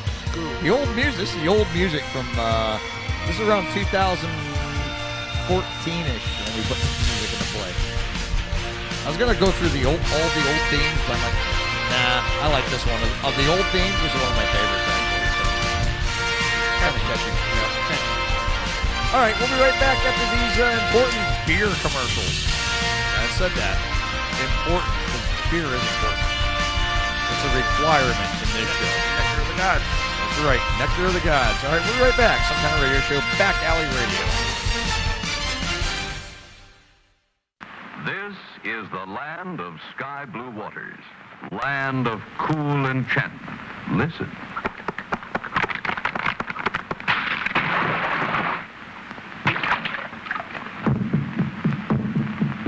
From the land of sky blue water, from the land of pines, lofty balsams, comes a beer refreshing, hams a beer refreshing. Hams. Yes, from the land of sky blue waters to you comes Hams, the beer refreshing as the crisp, cool land it's brewed in. The beer that captures for you the wonderful refreshment of this enchanted Northland. Hams. Hams. Crisp, clean cut to the taste. Refreshing. Hints of lakes and sunset breezes, dance and sparkle in each glassful. Hams a beer refreshing, hams a beer refreshing, hams. Refreshingly yours from the land of sky blue waters. Fishing is a great sport, Especially if they bite. catch 'em by the dozen. What a pretty sight when the sun is setting and the moon shines clear. Sharpen up your appetite. Get the light idea. Get the light idea. Go get the light idea. Sing out, hello, Mellow Jack's little darling. Darling, You're the beer for me. I know that you'll agree. Hello, Mellow Jack's little darling. darling. That's the light idea, yes sirree. Take a good look at a glass of Jack's. The snowy, creamy head, the sparkling, mellow brew. That light Jack's. Try a glass of Jack's beer. The difference is perfectly clear. That's the light idea, the right idea. Get the light idea, drink Mellow Jack's beer. The old school edition of Some Kind of Radio Show will return in a moment.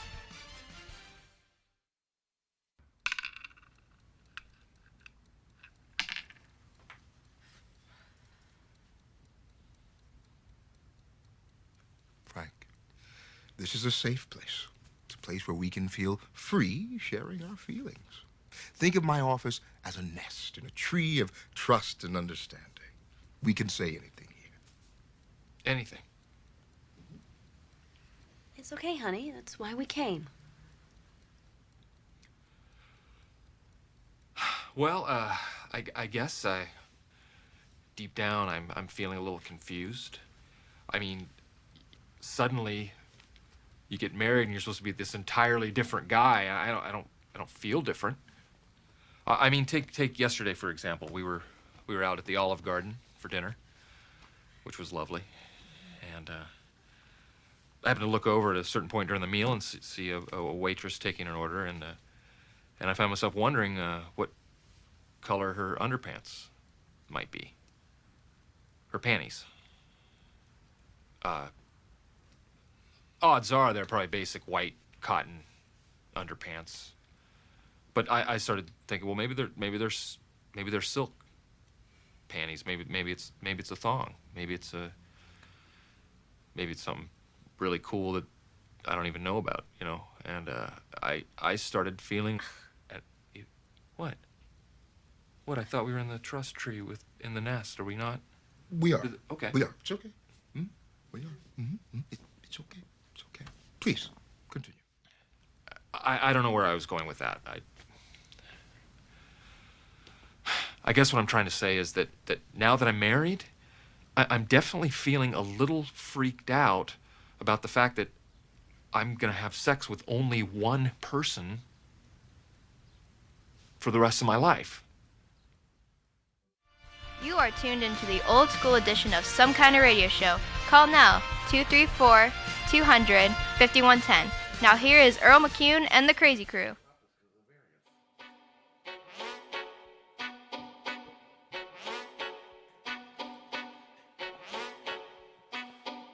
All right, we're back. 8:34, Some Kind of Radio Show, old school edition of Some Kind of Radio Show, right here, live on Back Alley Radio. This is Ben's music. At least you're not stripping to it tonight. Not enough alcohol in your system. He's just like mellow and grooving.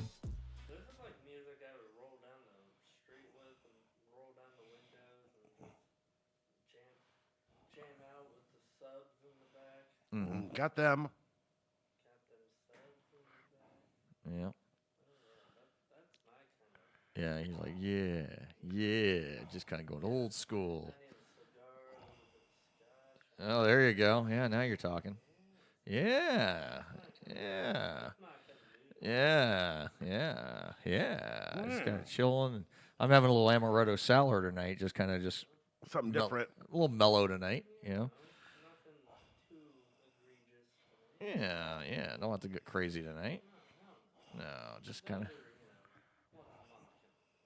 Yeah, no, I like, have one every now and then, just a little, kind of in that mellow mood. After like driving 450 miles the last 2 days, Yeah. It's like, I'm just gonna kind of chill. No, I'm tired, but I'm not like exhausted. Yeah, a little bit. Well, you worked yesterday, didn't you? Yeah, I worked. I got to work in the morning, then I went and got the van, and immediately we left. So And then we split. Yeah. Yeah, because I had to have him meet me and come pick me up because I had to go drop off that rental, and then I went and dropped off that rental, and because I went and dropped my car off to get fixed. Mm-hmm. And then I'm like, okay. Well, we got a bunch of things fixed. You got your car fixed. We got our dog fixed. I mean, Yeah. a lot of things were getting fixed yesterday. Yeah. He's actually like, you would never know he had anything done. I was upstairs and he's like hyper as fuck. Yeah, he was barking at me. I was like, He's like hyper as shit. That like he's like she got him home. She was telling me she got him home last night. He wasn't like lazy or lethargic or nothing, just wanted to labor. No, he was like full of piss and vinegar last night. She's like, God, all he wants to do is play. And it's like, you just had surgery and you want to play? You just had your nuts cut You off. just lost your balls. And he's like, he's happier as hell. I mean, I don't That's know. crazy. I mean, like, I remember when Holly got fixed. She was like, she didn't want to do shit for anything. Hell no. I mean, but then, I got Lucky fixed when I got him. Yeah, excuse me, I'm just fucking yawning on the air, which is really, really good. Yeah. Wow. Yeah. We're hanging in there. Happy Friday, everybody. Happy Good Friday. Yeah, this is why Father John's not with us tonight. He's preaching tonight. Yes. Hallelujah. Yeah, he's preaching and praying and doing what Father John does, his fatherly fatherly duties. Now, next week's show, I want to talk about this next. Since we already got the next month of shows planned out. You guys can see what I'm pulling up on the screen. I can't hide it from you guys anymore because we got the big screen up here now. Truly. Yeah, next week's show. A little hint for everybody. We're gonna go Pawn Stars next week, guys. Oh yeah. The show's hilarious to watch. I love the show. Yeah. Now, when you went to Vegas, you went there, didn't you? No, I drove by it. You drove by it? I didn't go in because there was like a line outside, and I passed it leaving town to go to the airport. So. Yeah. It's like deals gone wrong. Yeah. Because I remember watching it. The first time I watched it I went to see my dad, and on Sunday afternoon all he does is flips. We were watching this like the History Channel and A&E, and it came on. And my dad's like, "You've never seen this?" And I'm like, "I don't have cable." Yeah. So I said watched a couple episodes, and it's just like the old man is hilarious. Oh yeah, and he passed and away. Chumley's in prison. No, he's in prison or is he out? No, I thought he was in prison. No, he got probation. Okay. He got probation. He got but they got rid of the felony charges because Okay. if not, he wouldn't be on TV. Yeah. Because that's part of it. Like if he had a felony, Yeah. A&E or History Channel would not let him on Yeah, the they show would. anymore. So they got some reason somehow money talks. Of course. And they're famous. And they're famous. So they got him. So they gave him, I think it's 5 years of probation. Yep. Drugs. He was selling drugs. Pretty much. out of his house. Out of his house. Yeah. As if he's not making enough money doing this. Yeah. He makes plenty, doing the show. Plus, he owns a candy shop. Yeah. Down there, right next to the pawn store, and then they don't actually work. The one thing is you should know, and it's something we talked about before, is they actually none of them actually work in the store anymore, except when they do the show. Yep. That's the only time they work. Otherwise, in they the have store. another staff that actually works it. Mm-hmm. They don't actually. You can't go in there and see them. They're collecting their money. Yeah, they're counting their money from that TV show. Yeah. So the only time they go into the store is when they're shooting episodes of Pawn Stars. Hey guys, we're shooting for a week, so old staff shoot for a week. Yeah. Yeah. Well, they still, it's just crazy what they do. It's like, they're making millions, sitting on their asses. I mean, I think, behind the scenes they're doing the books and things like that, but. And still running the store, but they don't. They're not working the counter. They're not working the counter anymore. And it's funny because it's like, since we're going to salute something like that, we have to salute one other time. Parking Wars. Parking Wars? That show is hilarious. Yeah. I mean, it's... Another show we'll have to do at some point, too. I was thinking about it, too, is the Orange County Chopper show. Oh, yeah. Jesse... that's... Paul American Chopper. Yeah, that's Paul Sr. and Paul Jr. Yeah. Orange County. Play some of the old old episodes, like early. They early argued. The early shows were good. Yeah, the newer product kind of lame. Yeah. Because they son and father can't get along. When they sat there, just argued. I was like, that's what I tuned in for. Yeah. I mean, just watching them go at it. Go at it, but at the end of the day, they always came together. But and then they had some real life falling outs, and then over the business and money. And then Mikey. Oh yeah, you kind of like our Mikey. Do I? Yeah. No, the reason it's kind of funny to watch Parking Wars is because they do it in like different cities around, and they'll follow the guy the meter maid that's writing your ticket and everything, and they get cursed out a little bit.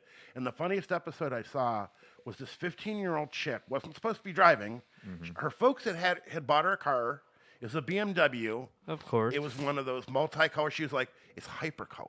Of course. Well, number one, when she got it towed, she goes down there, and they were like, okay, we need driver's license and proof of insurance, registrations in the car.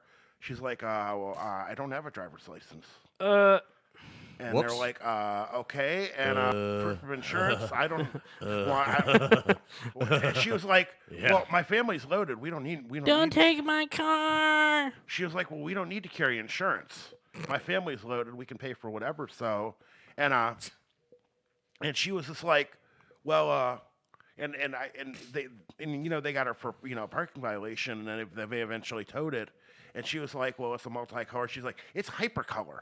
Well, then her dad comes down there to try to rescue her. Oh, and he's pissed because number one, she wasn't supposed to be driving it, and two, of course, got it impounded. And then she told him that I don't have a driver's license just yet or a learner's permit.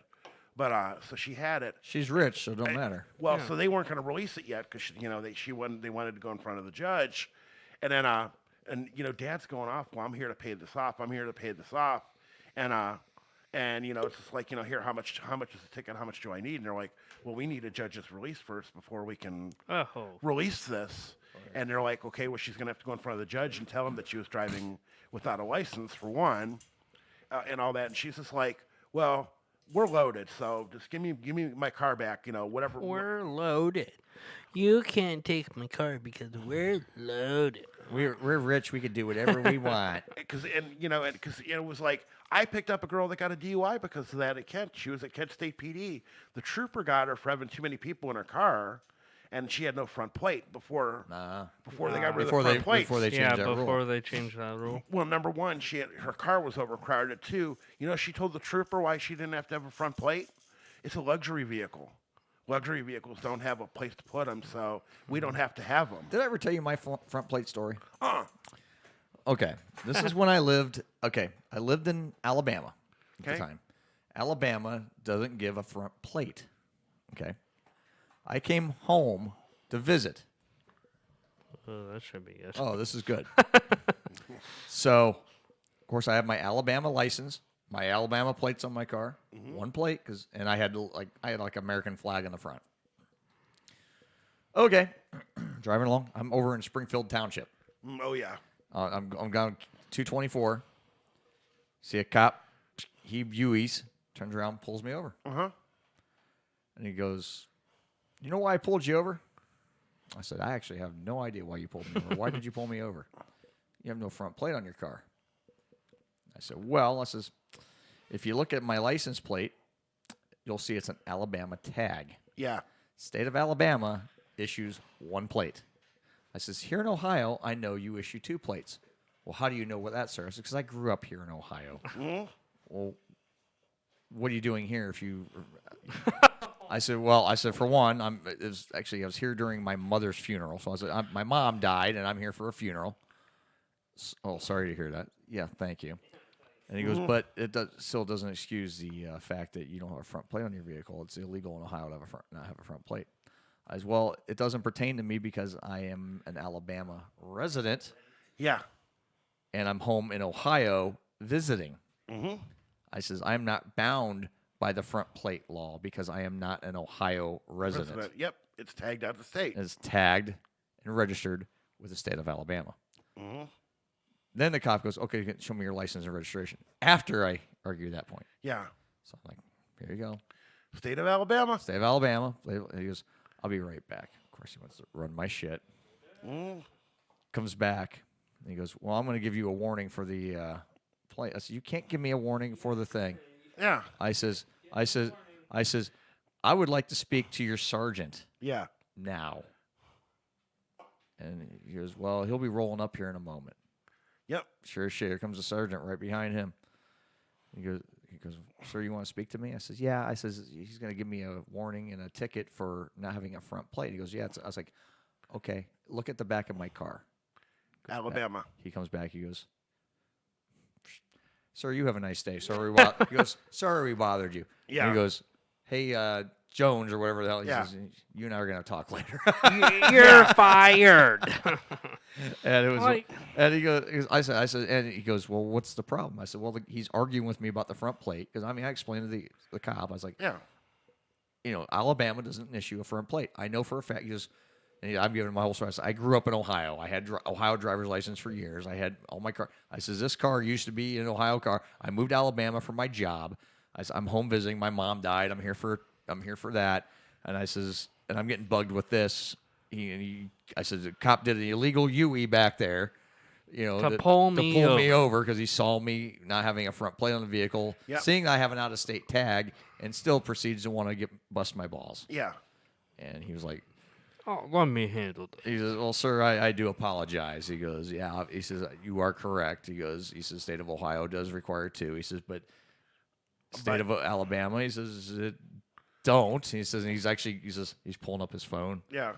"You're right. They only issue one." He's like, because he was searching it. I says, "They issue one." I said, "That's all you get. It's one." One. Yeah. And he goes, "Again, my sincerest apologies." Yep. He goes, "We fucked up." And he goes, "That warning you got?" He says, Yeah. "I'm out here." He ripped it up.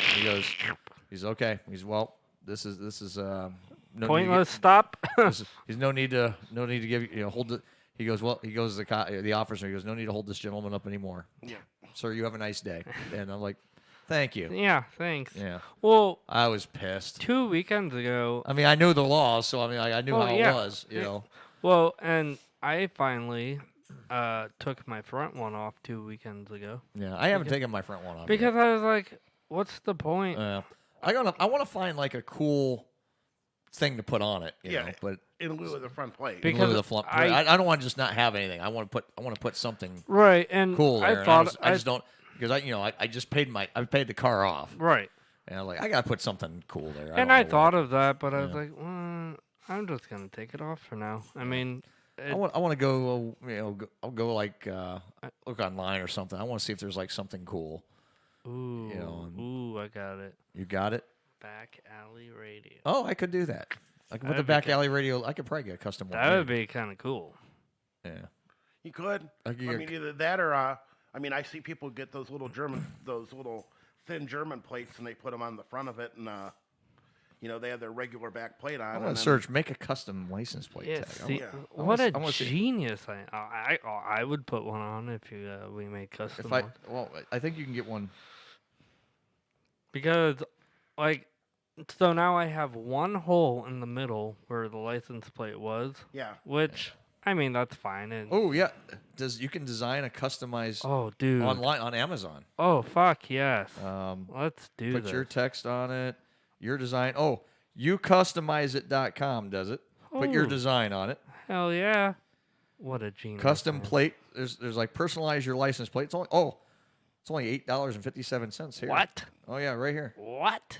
License plates on the cheap.com. Hell yeah. Yeah. Let's do it. Custom license plates. Because could you picture Back Alley Radio as a license plate in the front? Yeah, I just want to see if I can. That would be kind of cool. I just want to see if I can see if it like. There's a whole bunch of designs. I just wonder if there's like make your own. Make your own. Yeah, because like I have a hole now, Oh, but wait, customize it. Hold on a minute. I mean, here we go. Looks better. Oh, I got it, dude. I totally got this. Fuck yeah, it looks better. Upload without image. one. Upload image. Okay, let's see if we'll. Okay, let's make one. Hold on, Let's do it. Oh, I'm uploading an image now. and Okay, let's see here. Let me pull up the logo. you might have the one that you sent me. Yeah, oh yeah, I got that. Kidding me? I'm freaking prepared, dude. That is not what I put. I didn't put I love you on it. Yeah. I thought you were gonna say something else. I was gonna say something else. Because do you have a front on yours still? No, I took my whole bracket off and everything. Yeah, and that's what I did too. Because I was like, I had the little holes where Now the worst thing was when I had my Cavalier, the front bumper that was part of the body kit never had a place to put a front plate on there.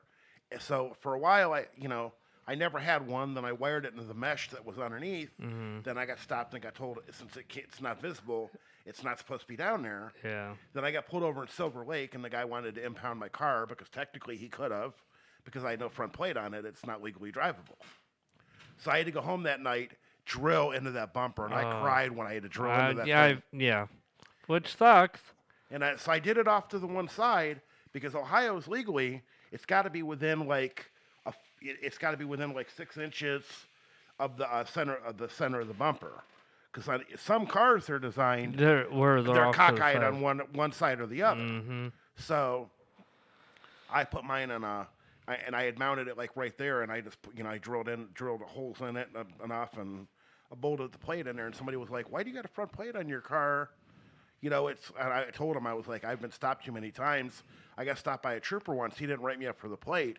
He metered my windows and saw they were too dark. Ah, yeah. And then I had to have those retinted. Well, and even I bet when you were outside, like looking at my car, like I don't want a license plate on that. So I was like, I'm just gonna take off the whole thing, and it looks better now. But since I have a freaking one hole in the middle, but yeah, I was trying to find a strong enough magnet I could put on the inside of the bumper, and it would have magnetized and held the plate there. See, and that's a genius. That should have been a genius idea for car makers and. Yeah, or find like mounting tape or something. I could have taped it on the bumper, but I tried that and it didn't stick well enough. I would have been afraid the plate would have fallen off while I was driving. Trying to get a replacement one. Or I could put the Scores logo on it. That'd be a cool kind of radio show. Yeah. Ooh. But yeah, okay, here we go. Let's see what it looks like real quick. That's too big. That isn't right. Yeah, you'll have to play with it, and I try to every now and then too. Every now and then. Every now and then, every chance I get. You just gotta talk nice to it. Give it a little encouragement. It'll play back to you. Little encouragement goes a long way. See, I am a genius though, because like getting all of us get some like made up Scores license plates. Yeah, that'd be or kinda cool. Back Alley Radio. We'll have our own little car group. Ben can put on the front of his Secret Agent Ben. Oh my God! I'll put Comedy Killer on mine. Secret Agent. Yeah, see, just kind of just playing around with it. I mean, that's kind of what that's Yeah. just dicking around with it. But yeah, you can like put whatever, put my name on it. The Monster. I don't. That is not my nickname. Aaron gave me that. Yeah, nickname. I know. That is so not me. The Monster on front But anyway, of the car. licenseplatesonthecheap.com. And you can custom design your own. That's a brilliant. It's only like $9. I know that. I bet they're flimsy though. Who gives a shit? Yeah. True. You're gonna put it on the front of your car. It's gonna get fucking weather on it. Who gives a Yeah. shit? Well, It's gonna catch flies and bugs and shit on dude, it anyway. Get a plastic cover for it. It'll be fine. I have an issue with this car though. What's that?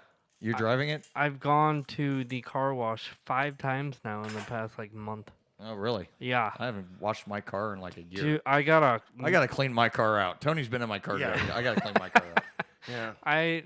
I got a membership at one of the car places, car washes down the road in Stowe. If it's unlimited washes, you might as well. Do they like, hey, Ben, there's Ben. Hey, 5 times. When I had my Jeep, I went Oh, once. secret agent guy here. Secret agent here for a car wash. You're getting it from the peanut Thanks. gallery upstairs. No, they're down here. They're down here.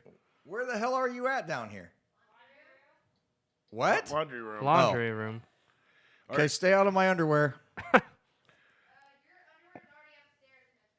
Oh, thank you. Good. Oh, It's good look. to know. They're doing their chores. Did you guys find? Never mind. Found or not found? Found or not found? Okay, they cannot confirm or deny anything. Yeah, that they're- I can't They cannot confirm. confirm or deny what they have found and not found. Ah. Because things get found. Yeah. Yeah, I'll admit, your SUV, you've come a long way since I beat up Toyota truck. Dude, no shit. No, from the You and Hilljack driving along, that looked like Hilljack's truck. Yeah, no People shit. thought, were you driving this Hilljack guy's truck around?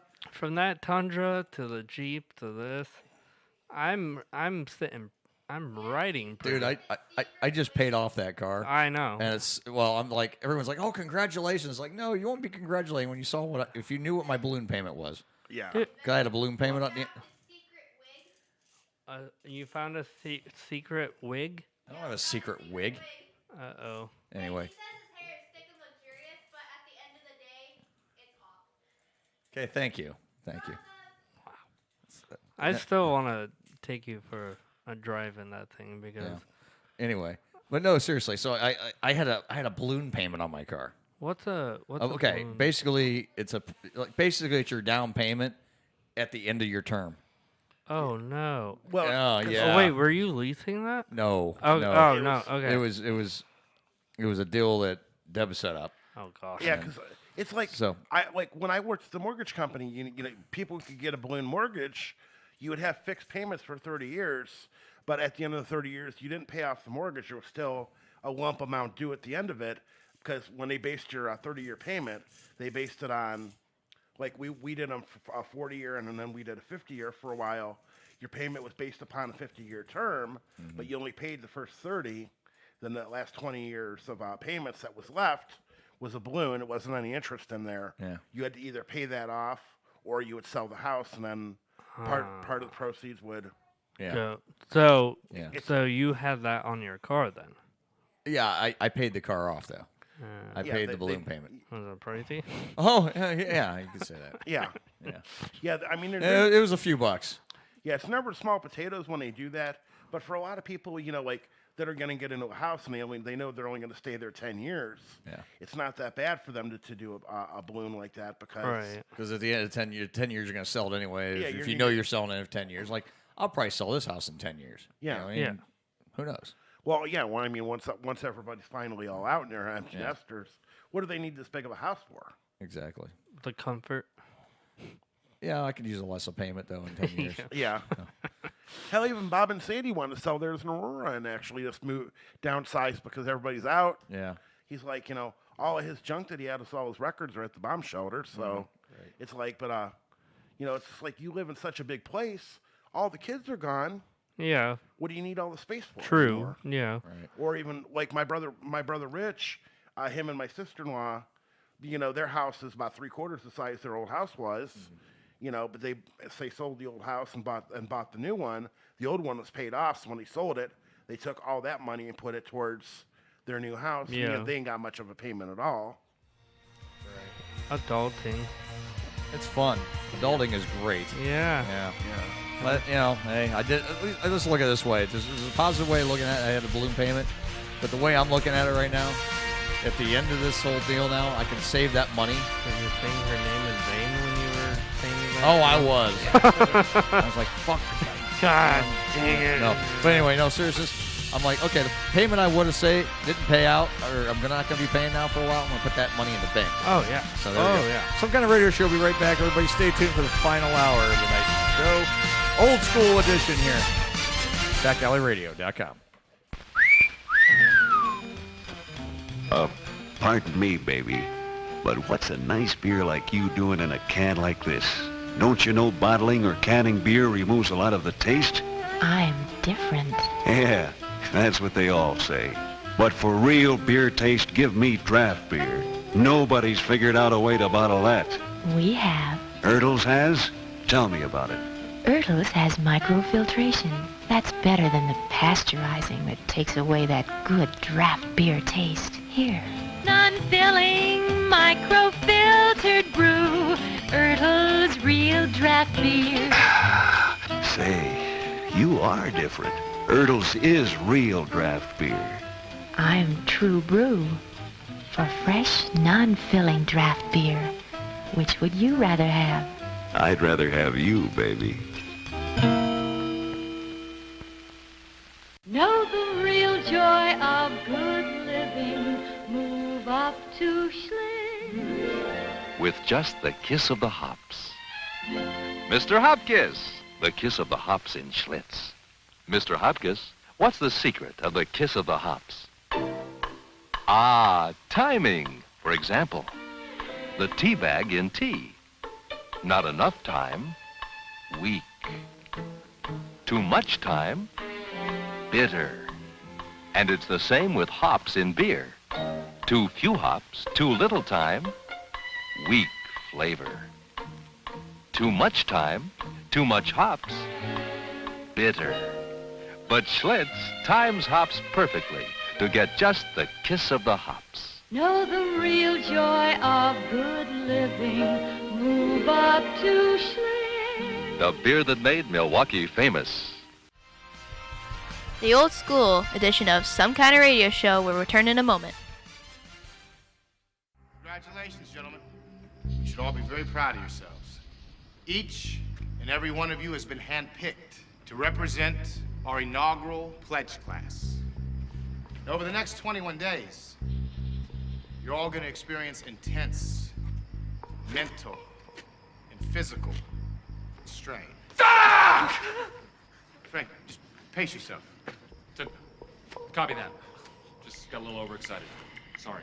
At this point, you may be asking yourself, why am I holding this 30-pound cinder block in my hands?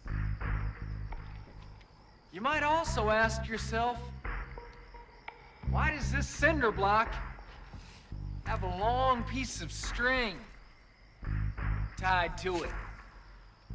And finally, why is the other end of this string tied securely to your penis? And the answer, ladies, is trust. This is your first test. Spanish! Do you trust that we've provided you with enough slack so that your block will land safely on the lawn? Sir, yes, sir. And Blue! Yes, sir. Do you trust that I do not want to see you die here tonight? Sir, yes, sir. Blue, you're my boy! Thank you, sir. About face. Step to the edge. Pledges. Prepare to release. 1, 2, 3, release.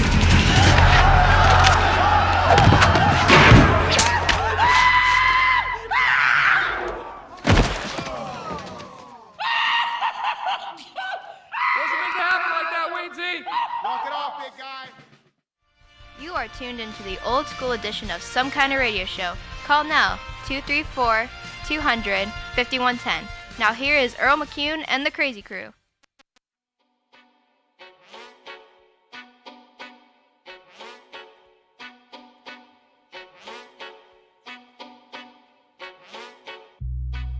The Donald Trump dance. That's what he was doing.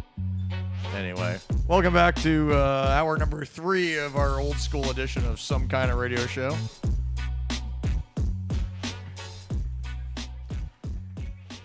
Ding ding ding ding ding ding ding ding ding. I can find it. Hold on a minute. Let me see. Well, let's see. Let's see. Yeah, I can because that's royalty free. So let's see if I can find it on YouTube again. Oh, it's actually pretty long, but I cut it down. Let me see if I can find it here real quick. Let me see if I can find it. Hold on a minute. Oh, Jesus. I got to turn on your microphone now. You were like waving like you're like special needs or something. Hi. Hi. Bye during break, and then you come back. What do you want? Hi. What do you want? Hi. Are you here to make fun more? No. Okay. Then you're allowed. In. You're allowed in the man club. I obviously thought I'd be allowed in here anyway. Okay, let's see if this is it. Okay, have This fun. might, yeah, actually, I think this is it, Ben. Is it? Have fun, Ben. Maybe I would turn this down. There it is. Oh, there Ben it just is. wanted to hear this. Yeah. I just like my groovy music, and this is kind of groovy tonight.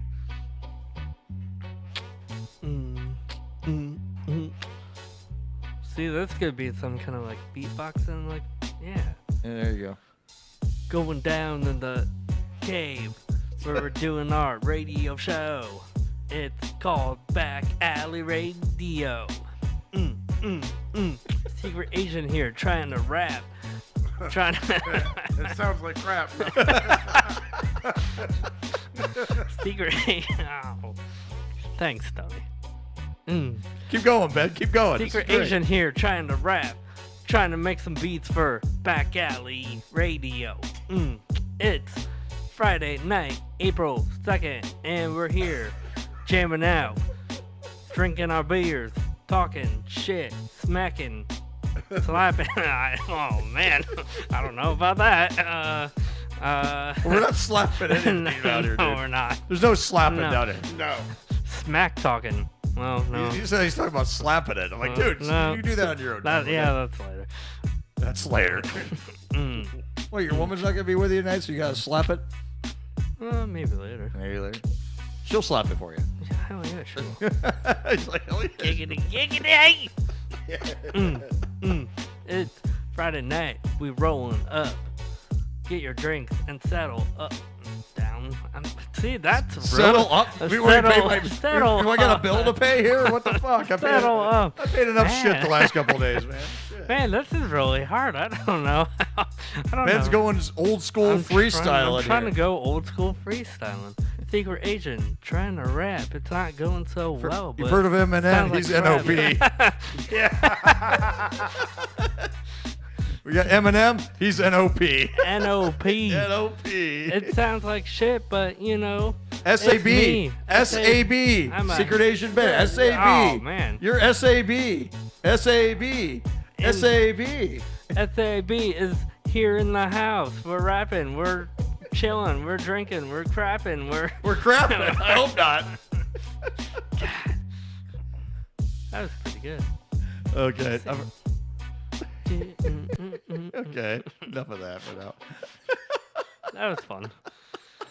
Well, you know where that video's gonna end up. Yeah, I do. Yeah, But, yeah. You know, yeah. it's worth it. Hey, That that was might fun. get some views, man. That was worth it. That might get some views. Yeah, you know. that'll get some views. Secret agent here. SAB. SAB. SAB. We got Ben's got another nickname. SAB. In Secret the Agent house. Ben. See, that could be my license plate. SAB. Oh, yes. See, just SAB. SAB. What's that? SAB mean? Secret agent. Secret Ben. Agent Ben. I'm not an SOB. I'm an SAB. Come at me, bitches. Oh, shit. Man, I'm sweating after that. That was actually kind of fun for a minute. That was great. I'm sweating. SAB. Yeah. SAB, you know about me? Yeah. Come here and get your Asian chicken. I will deliver it, or you come pick it up. I will cook it. SAB, you know about me. No, we get T-shirts made that says SAB on them. You know, oh yeah, we got to get a whole marketing campaign going for you. Man. I get a text saying I should become a rapper. Yeah. He's a rapper crapper. I'm a rapper crapper, trying to rhyme when I rap, you know. He's also a napper. I am a napper. No, that's Tony. Yeah. Yeah. Here's Tony. Yeah. I wish Dead I could have asleep. seen that. I wish I could have seen that. I wish I could have remembered. I should have took a video. I don't know why you didn't think of I that. was like, I had my earbuds in. I'm like, I heard him talk. I thought he was talking to me for a minute. He wasn't talking to me, but he was like talking, and he's like leaning over like he's talking, and it's like his eyes were just shut, and it was like gibberish. I'm like, what the fuck's he? Never mind. I'm going back to bed. Yeah, not even worth it. It was like 4:30 this morning. I'm like, nope. I'm going back to bed. I Nope. can't. Yeah, I can't do it. Can't do it anymore. That would have been funny though. Oh, dude, it was hilarious. Yeah, because I've always warned people. I'm like, I snore like hell. I do too. And it's just like, I'll get up a couple of times in the middle of the night to go take a leak. It comes with getting old. Same.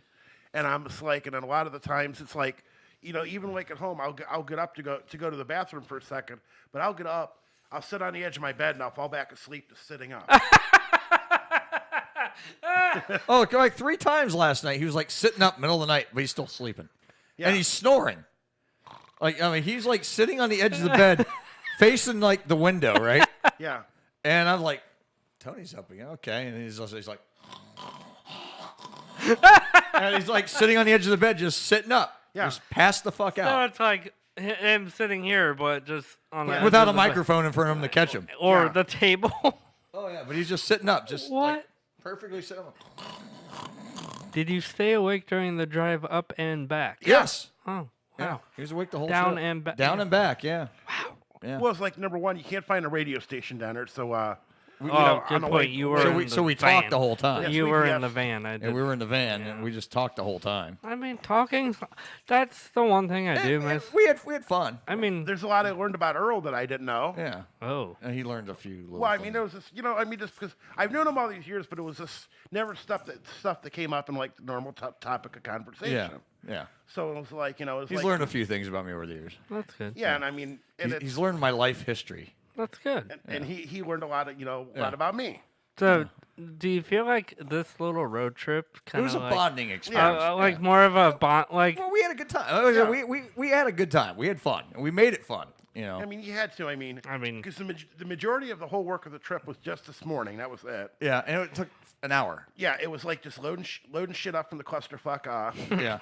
But all morning. like I said, literally wasn't that much stuff, but it was enough you needed a rental vehicle. Yeah. Because I tried to rent a mini loader van, right? It was just one of the mini cargo vans. Yeah.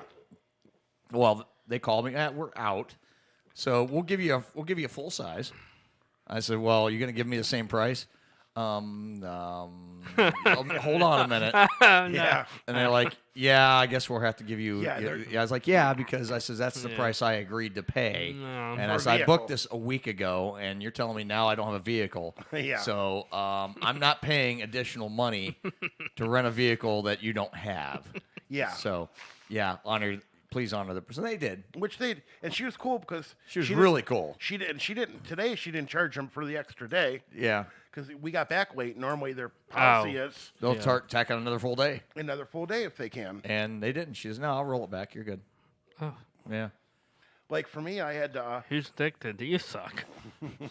No one's.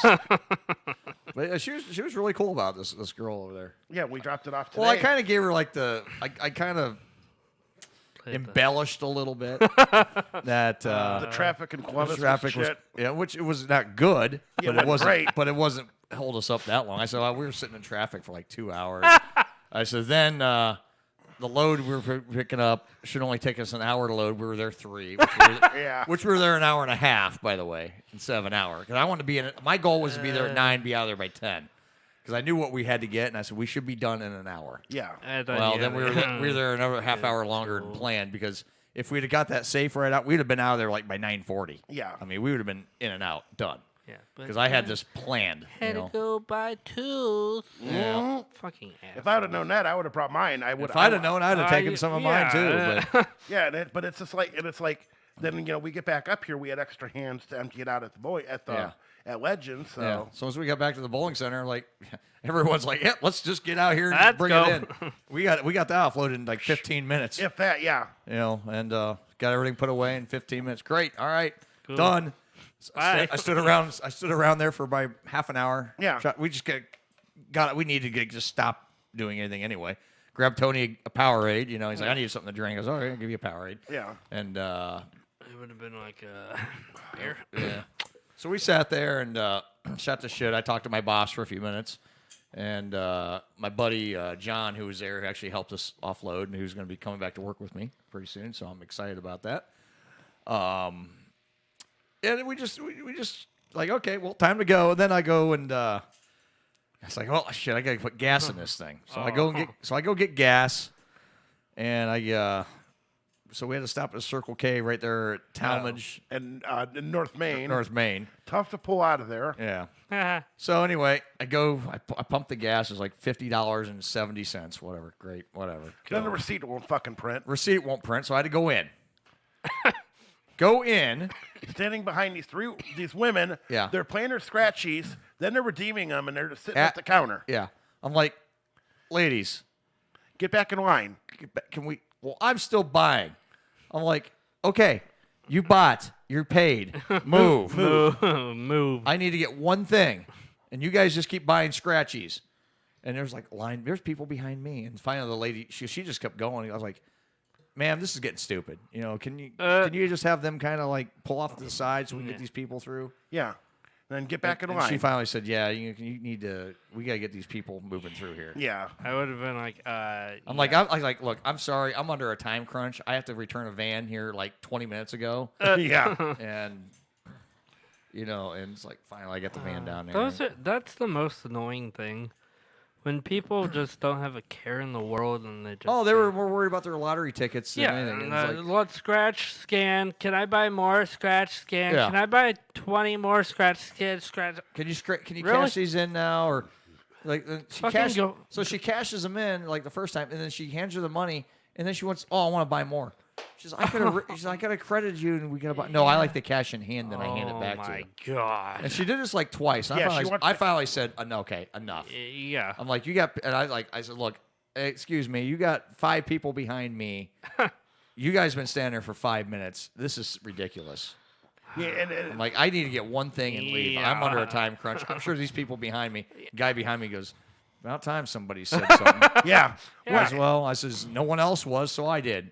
And it's funny now is because like when I go in and I play my scratchies, I play them out of the machine, and like Sheets is my favorite place to play, and it's just like, and now the only thing they do is cash them in at the counter. They won't let you play because I walk into these places and the guy's sitting there telling at the counter, well, I want to play this, straight box, blah blah blah, and these people at the counter are telling them, no, we can't do that anymore. You got to take a bet card, you fill it out, give it to us. We run it through, and that's how you play your numbers. Yeah. The guy's like, well, I don't deal with those things. And they're like, we can't just have you yelling out numbers for us to play anymore. Yeah. We got to move these lines through. Yeah. Well, and with COVID and everything. I mean, I have people they try to bowl now. So I was like, get a bet card or use the kiosk. Yeah. As we have kiosk. Yeah, because they got the kiosk to play Keno, and then they got their machine. It's got tickets from 2 years ago in it. Yeah. Right. Well, that was the first thing when we were all done loading. Yeah. I walked over because I remember. Well, the thing is, like, the lottery hasn't come out. I mean, Yeah. they're not going places anymore. No. Because you normally see a rep once a month. The reps aren't coming to stores anymore. Yeah, well, I know They're it's- calling ahead to see what you need. And, Yeah. you know, I was like, you're like, we don't know what we need. And Well, they it's just funny because, like, they never come out anymore. Because, like, I had asked the one. They just make sure, you got enough paper and supplies? Yeah. All right, you still got tickets in there? Okay. All right. And they don't. Yeah, I Right now, know. they haven't done shit. We haven't seen our rep in probably 6 months. The 2 sheets that I always go to that are in Kent, the one And that's it's not her fault. She says we're not allowed to go out. Yeah. We're all working from home. Well, and it's funny because like the 2 that I play at, the north side and then the east side, Yeah. are both because I had asked them, they were like, well, we go through enough tickets, the lottery will just send us one big box of tickets. Yeah. And then and then of course you open up the machine. Yeah, and, for what we sell, they don't come out anymore. Yeah, they won't come out. See, they would normally come out once a month. Check what you need. Okay, these are no good anymore. This game's done. We'll pull those. We'll give you the new games. Yeah. And now it's like they don't even do that. Yeah, well, I had asked the girl because I had seen that they had like some old games, some of these old tickets, and never turn yourself, if you're going to buy a ticket, never turn yourself away because there's still a lot of big tickets out there for the really old games. Oh, yeah. And I had asked her, and she was like, "Yeah, the lottery says now there's not going to be any expiration on these tickets. You could have a game from 3 years ago. If it's a winner, they have to pay it. It's a winner. They're going to pay it out, and it's because it used to be like." Okay, this game's not out anymore. We're going to yank tickets, put something else in. There's no expiration anymore because of COVID. Yeah, and they're out. If they're sold, they're able to be sold. They'll sell them. Yeah, if they're circulating, because I'm like, might as well. I played a 40th anniversary game that came out 5 years ago, and it's just like, and they still hit. There's still a good high payout on them because people weren't playing them. People weren't playing them. They pulled them because it's a $30 ticket. Oh yeah. So when I play there's still a lot of circulating on them just because they're so expensive. Yeah, and because I put 100 in a machine, and 9 times out of 10, I buy 2 30s and 2 20s. Yeah, most of our people are Keno players. Yeah, which I'm not a Keno guy. Or they play the big games. They'll play the Mega Millions or the Powerball. And you can do all that from the little touch kiosk. And the kiosk, yeah. Or you could do it from the big instant machines, but the only drawback there is when you play the Powerball or that, it's always auto-pick numbers unless you fill out a bet slip. Right. So, and it's just like, okay, I like the kiosk. You just go punch what you want in and done. Yeah, and boom, you tap the little game. Easy. I'd rather do that in a bet slip because then you lose time on the bet. Like, I know I get on this draw. I know I got a feeling, and you can't ever do it in time. So kiosk is the best way to go. Yeah, it's like boom, boom, boom. I want to play this many numbers, this many games in a Done. row, and and it's just easy peasy. It's so easy that way, and it's just that would be like me. And 8 times out of 10, when I put 100 in, I usually break even. Mm-hmm. And then if I win $100, I don't have to go walk up and cash it. I can scan the ticket on my lottery app. Yeah. And it puts it in my bank. Oh. Anything up to $1,000. Oh. So if you have like a 100, a 500 winner, a 1,000 winner, you scan it, and I've already got my checking information in my lottery app. They'll send me they'll text me a little verification code once I scan the ticket in there. Yeah, you want it to go into this bank, this account number. Yep. Submit transfer, and boom, I usually get it in a day. See, I don't play enough. Yeah, I probably dump easy 500 a month into those machines. Yeah. But I at least get back 400 of it. Yeah, and I don't do enough. Well, I don't play enough. I don't scratch. Even on scratchers, I hardly ever play scratchers. I got 2 from Christmas that are still sitting on my side table that I haven't scratched. Well, and you know what I like doing is if there's nobody at the lottery machine, like Teresa, love her to death. She works at the one that's on the corner of 43 and Fairchild. Yeah. And because she used to work over at the one on East Main over by Gabe's. Mm. And I told her, she's like, well, how do you always win so much? Because I went in there and I shit you not, I bought 5 of my favorite $20 tickets. I had a 100 and a 500 back to back. And I'm just sitting there scratching them. Boom, hey, I won 100. Boom, 500.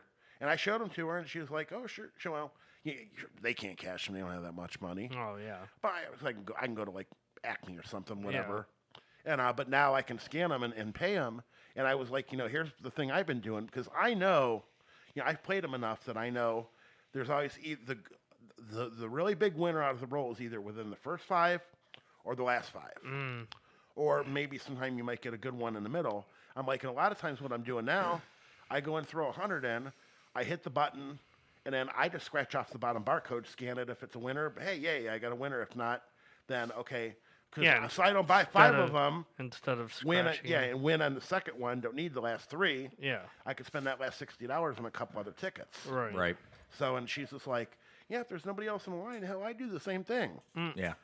I'll buy a couple of 20s. If I win good on that second 20, I know the next ticket's not going to be a winner, so I'm going to switch games. Right. Then I'm going to go to like a $30 ticket, Excuse me. scratch the bar, scan it, and see if it's a winner, and keep going. And just keep going like Might that. be a wiener. Might be a wiener. Wiener. So, Wiener. Wiener. Peanut has no wiener. No, he's got a wiener. Well, No balls. Peanut has no balls. Dude, that dog. You got a twig and no berries. You have now 3. I don't want to sound racist. You have 3 white dogs now. I know. Dude. Peanut, Tiny, and Lucky. Oh, Lucky's white. Yeah. Duck. Little duck. Duck. With the bad breath. Dude, small dogs have bad breath. No, Lucky's is awful. Is it? Oh, yeah, it's god awful. It smells like death and disappointment. So who takes a shit? Everybody. Who does someone take the dogs out in the morning? Yeah. Who, like all 5 of them? No, we usually do one or 2 at a time. We do like 2 at a time. I'll go out. Like Alex, Lori, Kate, they'll all take turns taking them out. But the only one that walks Holly is me. Oh. Because Holly is a pain in the ass. Yeah, I could see that. Holly is a pain in the ass to walk. She's not a big dog, but she's strong. She's the biggest of all mine. Yeah. But she's all muscle. I mean, she's like 35 pounds of muscle. I mean, again, not a big dog, but she's 35 pounds of muscle. Right, and she's all muscle. I mean, there's no fat on this dog. She's like all lean muscle, just because she's built like a Boston Terrier. she's Boston and Yorkie. She's Boston Yorkie. Yeah, because you can see the Yorkie. Yeah, you can see the Yorkie face, but she's built like a Boston. Yeah, she's got the Boston body, Yorkie hair. And then the 3 are all the same, right? No. No. Let's see. Loki's a Glenavin Mall Terrier. Basically kind of like a Scottish Terrier. Oh, okay. Okay, kind of in that general frame. Lucky. Glenavin Mall Terrier. Okay. Lucky is a miniature poodle. You? And then Tiny and Peanut are both Maltese. Oh, okay. Yeah. And then Holly's a Boston Yorkie. And then Loki's Loki. Loki's a gray one. He's a Glenavin Mall Terrier. Okay. They call it Glen Terrier. We can't forget about Loki. Yeah, Loki's a Glen Terrier. I bet Loki's like what? Loki's the old boy. He's like 14. Yeah, he's like these little hooligans in here. Yeah, he's an old guy, but he's still feisty as hell. Him and Holly. Oh yeah, Holly's 9. Lucky is 8, and Lucky doesn't even see it. Yeah, Lucky is just a little shithead. Well, even with little dogs, it's like little dogs never seem to get. They don't look older. No, Holly.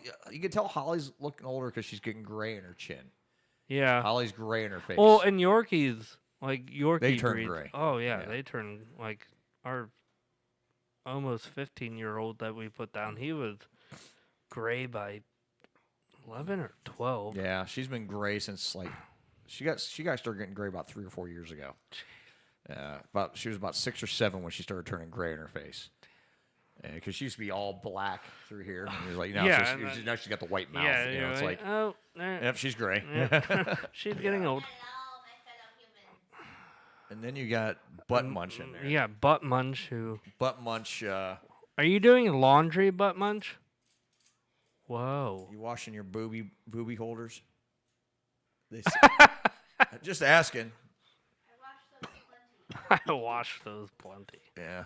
The over-the-shoulder boulder holder. Do you hold your boulder holders?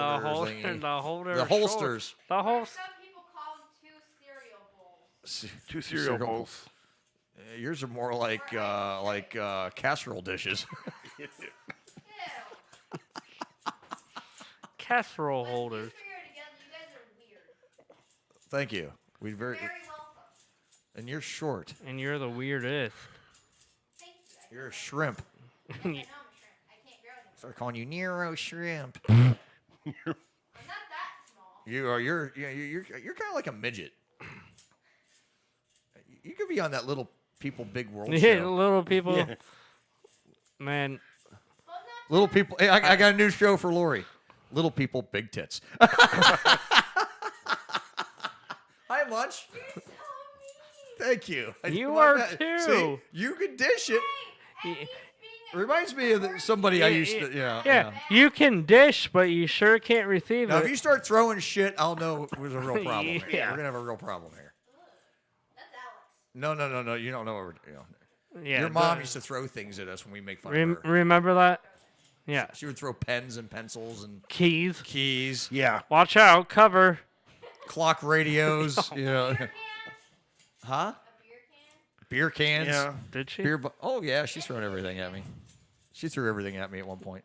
Never hit me with half. Well, of it. yeah. The big shit, she always like. Yeah. She had the aim of a stormtrooper. Yeah.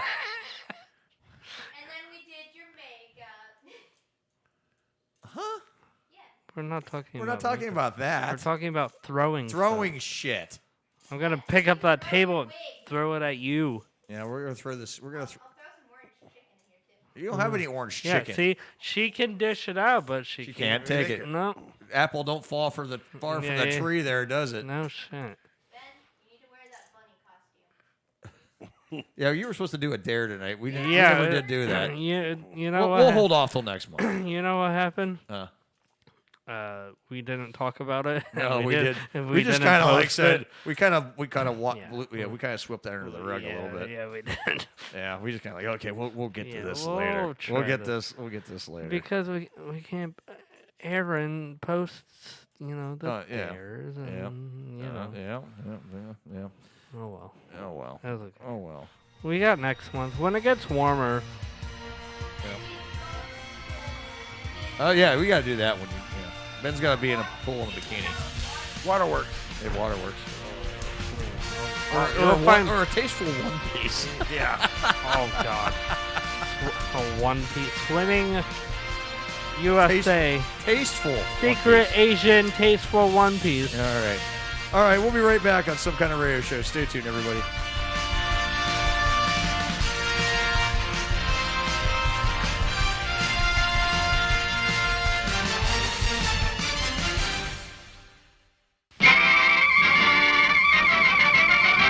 Schmitz, one beautiful beer. Schmitz is a dry beer, a mellow beer, a hearty beer, blended into one beer, a light, bright, fun beer. Schmitz, one beautiful beer.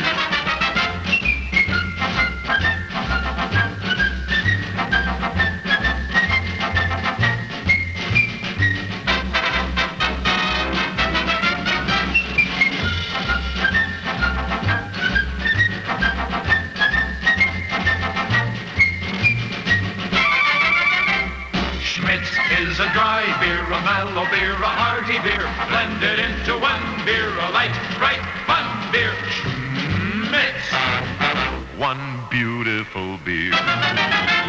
Schmitz, you're beautiful. There's one sure way to beat that tired, thirsty feeling that naturally follows a hard day's work. Just stop in at your friendly Stag Tavern. Look for the sign of quality, Stag Beer on Draft, and order a cold, thirst-quenching glass of famous Stag beer.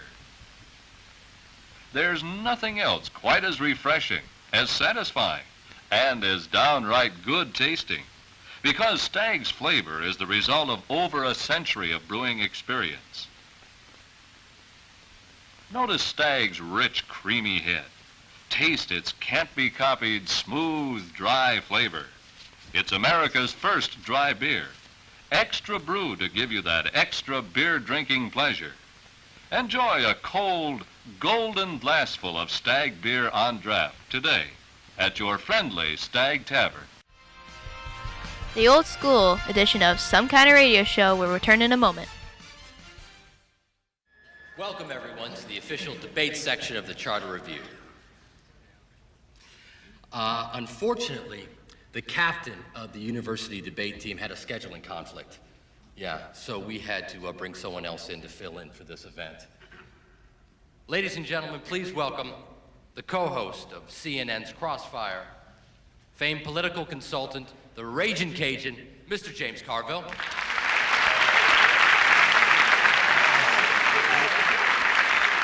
Thank you. Thank you, Dean Pritchett. It's an honor and a pleasure to be here, sir. Topic number 1.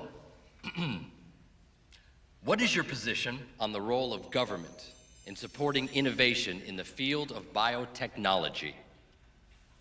Well, Dean, I'm glad that you asked that question. Actually, I'd like to jump in and take that one, Jimmy, if you don't mind. Have at it, Hoss.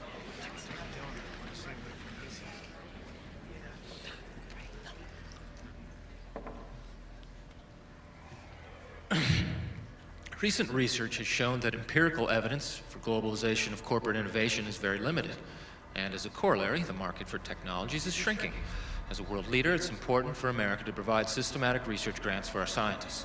I believe strongly that there will always be a need for us to have a well-articulated innovation policy with emphasis on human resource development. Thank you.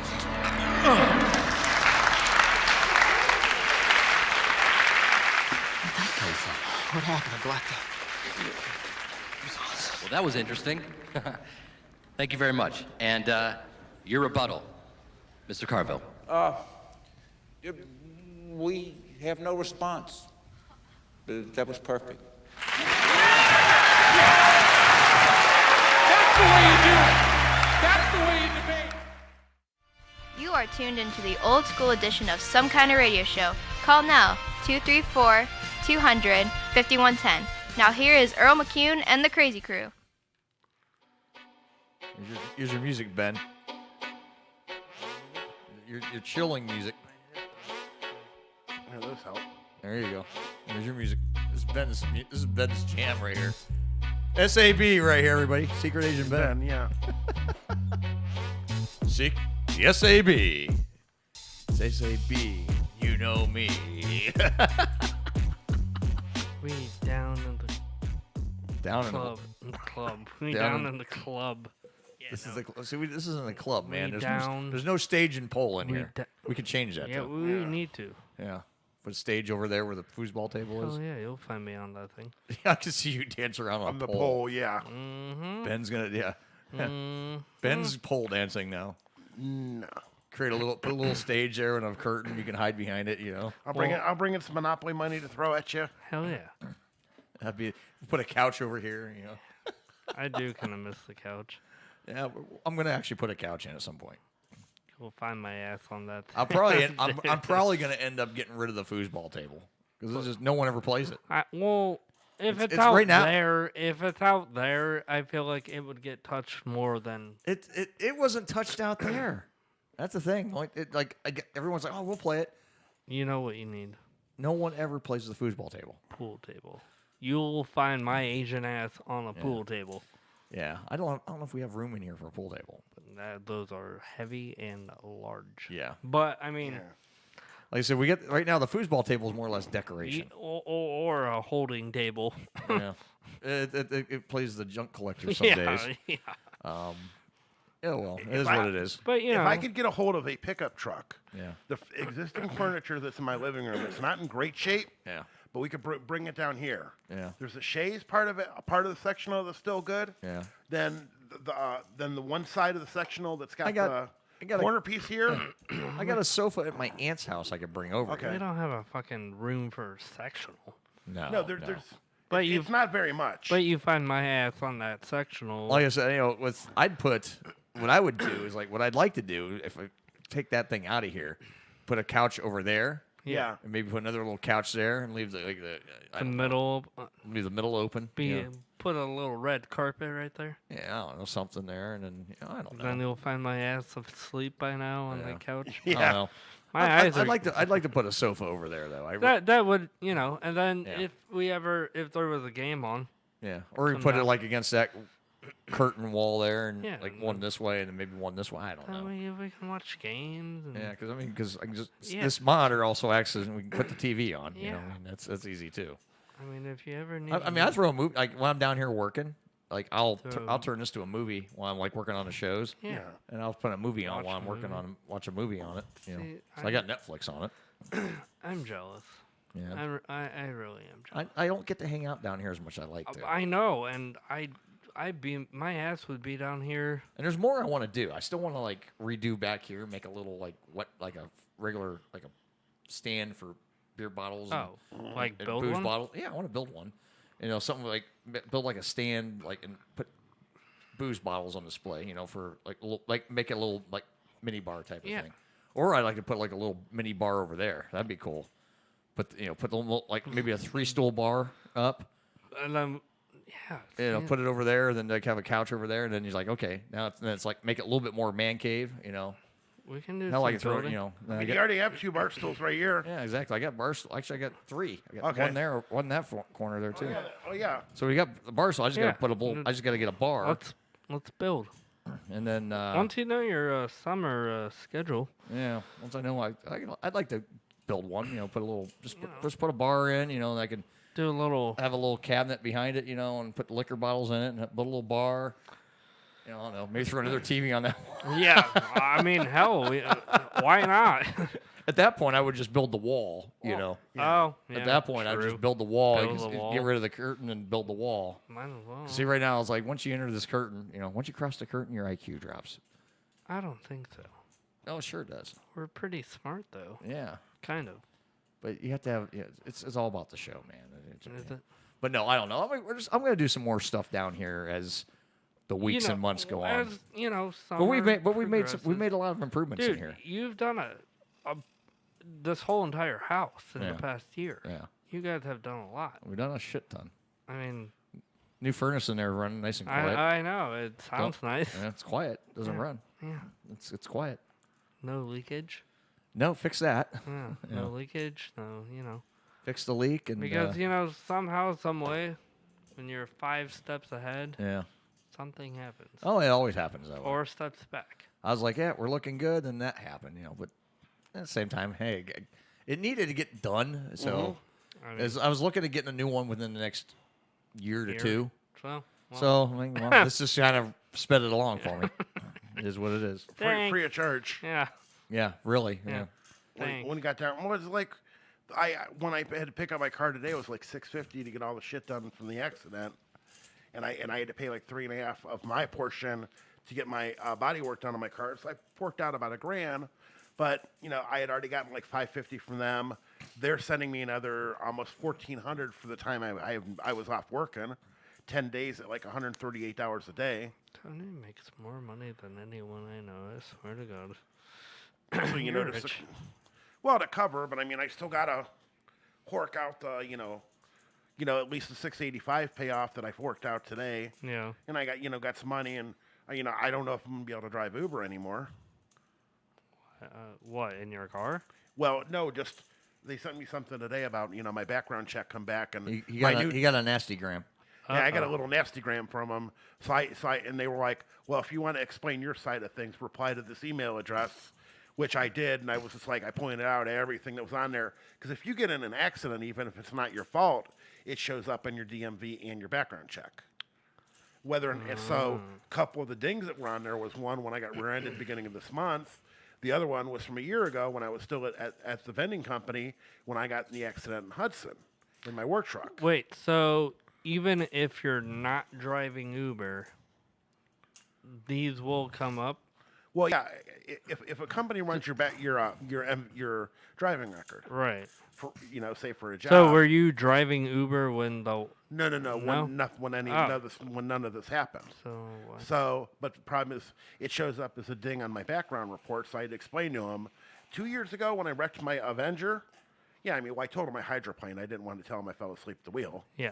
I hydroplaned and I got cited. It was a single car accident. I got cited, and then the citation I got beginning of this year, I hit a patch of ice and my car went off the road. I got cited for that, but there was no incident, but it does come up as an accident. That's how it was written up. And then a week and a half ago, I changed lanes and I hit somebody, and that I was cited for, and that was my fault. But these other 2 accidents are I was involved, but they weren't. I wasn't at fault for them. And you explained that? Yeah, I had to explain all that. And then I'm like, when I wrecked my Avenger, that comes off my driving record in a month. Right. Then a week from tomorrow, I'm going to go take one of those 2-point reduction classes, where you go sit down at the remedial class all day. And $70. It takes 2 points off your license. I think I'd rather put a gun in my mouth than do that. I need to. I need to cut down points on my license. Yeah. Well, or see, I tried calling the driving. See, here's the thing. I tried calling the driving school that was out in Barberton because back in '99 when I got my license reinstated, one of the things the state wanted me to do was take the remedial class. So I walked out there. I took a whole day off of work. I walked out there, walked in, plunked down my money, and the guy's like, "What are you here for? Driving school?" Or I said, "Just a remedial class for reinstatement." The guy's like, "All right, here's it. All right, well, here's your copy of your certificate, and we'll send it to the state. What are you going to sit here and learn that you don't already know?" And I'm willing. Okay. And I said, "All right, I won't argue that. I ain't gonna argue that." And the guy's just like, the state doesn't care. It's all money. Yeah. The same way, our old stomping grounds over in Kent. Yeah. That same building. Yeah. I went and took. I had to take a remedial class. I took a remedial class, and it was the same way. Oh, in that building. In that building, because there used to be a driving school there. and so I walked in there, and it was the same thing. I had to plunk down like that $50. Shithole building. Yeah, the whole shithole building. Still there. Yeah, I walked. I had walked in, plunked down my money, and they're like the same thing. They're just like. So, are you hoping for this? I'm hoping it's going to soften Uber up to know I've been with them 4.5 years. I'm 0.03 away from having a perfect driver rating. Right. And all the other things that are going to work in my factor, and I'm like, so 2 points are going to drop off. I'm going to have another 2-point credit, and I'm like, put me on a probationary period. One more ding, and I'm done. And if that don't work, then Tony's going to go into pornography. I full-time. guess so. I'm Yeah. gonna have to go find a real job. So he's gonna be DoorDash. No, actually, it's the same thing. It's driving. He wouldn't be able. They've run the same kind of background check. Oh. Yeah. So Tony's gonna be. He might have to become a real man. What he's gonna have to do is the thing is he's gonna start his own porno site. Yeah. ComedyKillerPorn.com. Yeah, ComedyKillerPorn.com. Instead of me doing like an OnlyFans and people paying me to see me naked, they're gonna be paying me to put my clothes back on. Yeah. $20. Well, here's the thing. Remember those remember the porn sites like MILF Hunter? Yeah. That guy, he got out of it. He came back. He's like, I'm back. And he'd go around, he'd find all these fucking women, old MILFs. Yeah. And he'd somehow nail these broads 3-4 a week, man. Yeah.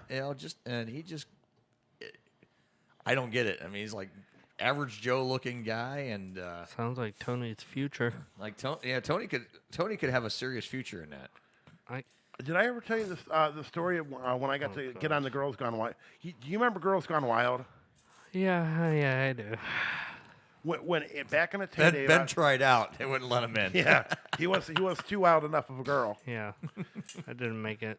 I was downtown Akron at a bar, and the bus happened to be in Akron, and and that was their thing is they go to bars, find these girls that are at the bar. Yeah. Go find these drunk girls, get them up on the bus to either have them do shit with one another, or they'd have guys from the camera crew on the bus, and that was the night the guy got busted because the chick was 15.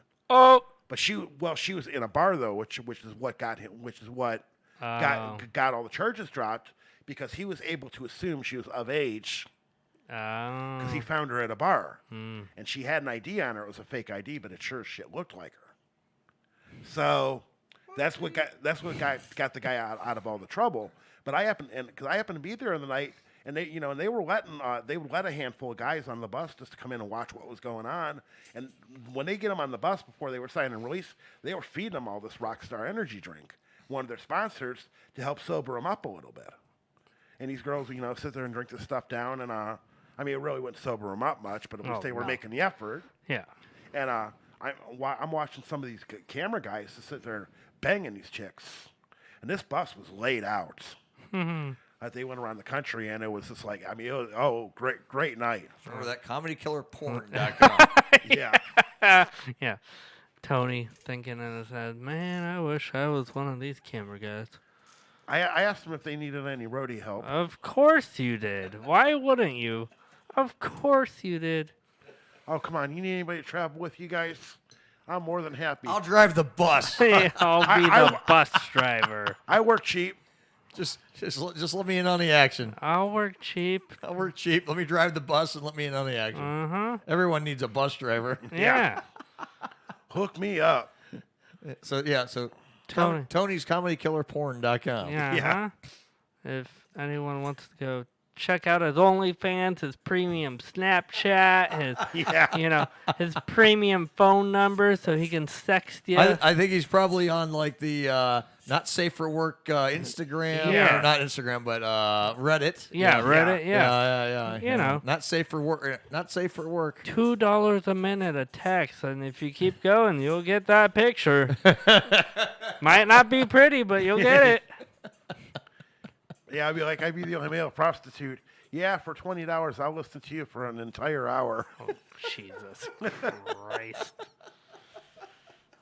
Well, at least you know you got something going for you. See, Tony could have a whole new empire here. Yeah. Tony could start an empire. Oh, here. yeah. If Uber falls out. I mean, of look. the I mean, think about Ron Jeremy. I mean, how the broads he fucking banged. You know. Yeah. I mean, Tony's better looking than Ron Jeremy. I mean, come on.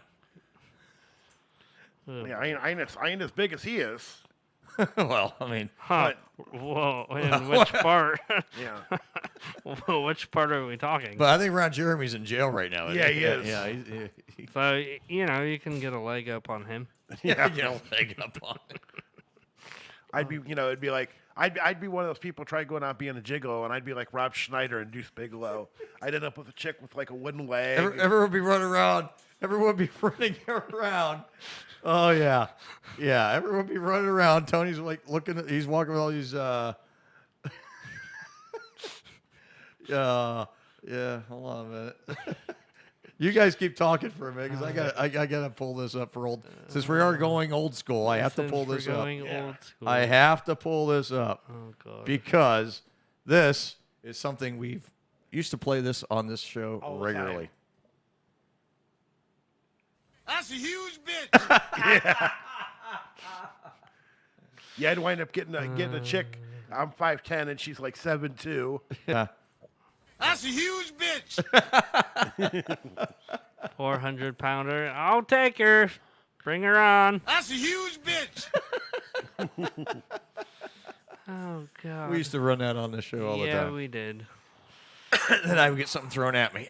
Yeah. Usually. Yeah, usually. That's a huge bitch. Uh-huh. What are you talking about? Keys thrown. Keys thrown. That's a huge And bitch. I just come right back with that again. Uh-huh. And this again. That's a huge bitch. Yeah, and I would just keep going. Yeah, and keep going, and then keep and going. I'd be like, nah, you know. Stop That's it! a huge bitch. Yep, there you And go. then you guys would fight, and then, Then we laugh about it at the end, though. That was funny. Well, yeah. we do need to bring up one more thing. We do? Okay. Yeah. Porn? Neapolitan. Oh, yeah. Little Neo Ice Cream. And Little two in the pink, one in the stink. Dude, whatever happened to him? Where is he? he Last week, Father John told us. Yeah, I remember. He And he start- sent he- us that picture. Neapolitan ice hockey team. And they have jerseys and everything. Oh, The God. Neapolitans. When's the last time you talked to him?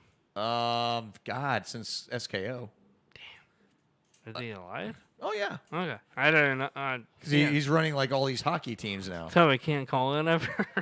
He's probably he's too busy. Too busy. Too busy running his Neapolitans. Dr. Dougie. Yeah. Yeah. If you ever listen. John said he's going to try to get him to call in one of these nights. Oh, you got mail. I got mail. Is it starting your comedy killer porno site? That your confirmation? Yeah, pretty much. Yeah, Tony's confirmation for comedy killer porno. So, if anyone wants to check that out, go check it out. The site will be up in the next couple of days. Yeah. you might. Tony's going to be like, the porn's going to go on. It's going to start. You're going to watch these dudes watching it. And now for the boner killer moment. Yeah. Tony the boner killer. That's right. Only on this show we talk about boner killers. He's the boner killer in the Clip Punisher. The Clit Punisher. That could be Tony's nickname, the Clit Punisher. The Clit Punisher. You're welcome, Tony. My pussy sore. Stick it in my ass. Oh my god. I've had a girl tell me that before. Was she above 18? Yes. Okay. All right, now if he ever bangs a chick and says stick your finger in the loop of my tag, I'll lose.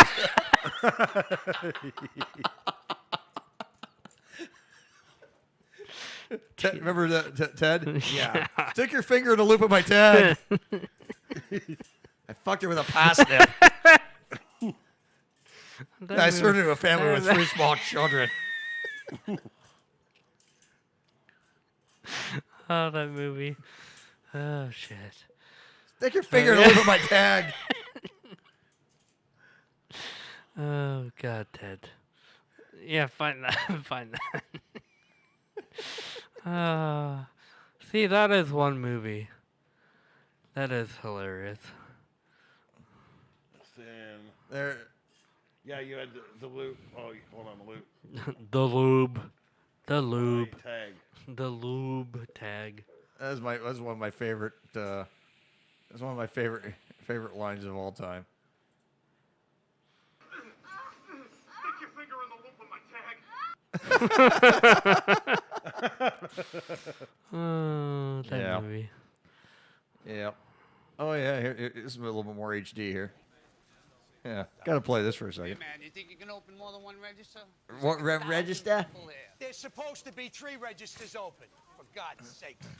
Stick your finger in the loop of my tag. This is Tony's porn site right here, Yeah. everybody. This is what you would hear on it. Stick your finger in the loop of my tag. He had sexual intercourse with a coworker on top of the produce that we sell to the public. I fucked her with a parsnip last week, and I sold the parsnip to a family with 4 small children. That took guts. We need guts. I'm promoting. You got a lot of problems, don't you? I love that. I love that. Now, who did the voice for Ted? That's Seth MacFarlane. Yeah. Okay. He does everything. Yeah, pretty much. Everyone in Family I should Guy. have remembered it. It sounded close enough to Oh Peter yeah, Griffin. everyone in Family Guy he does. Pretty much. I'm gonna use that line tomorrow night because Lori and I are going out for the night. You know, and Stick your finger in the loop of my I'm tag. gonna tell her stick her finger in the loop of my tag. See what she says. Stick your finger in the loop of my tag with the accent. Do it. Oh, I'll do it. Do it. Do it. Yeah, I'll definitely do it. Didn't you say you guys are having date night and hotel? Yeah. Oh, yeah. buddy. Oh yeah. Oh, Oh yeah. Make it romantic. Oh, you know I am, dude. Ooh, buddy. Yeah. Yeah. Get in there. Mhm. Oh yeah. Put your finger in the Loop loop of my of my tag. Stick your finger in the loop of my tag. She gotta stick her finger somewhere, all right? Huh? No, that ain't the loop of my tag. Ooh. Ooh. Stink finger. Yeah, she can't put 2 in your pink, but she can put 1 in your stink.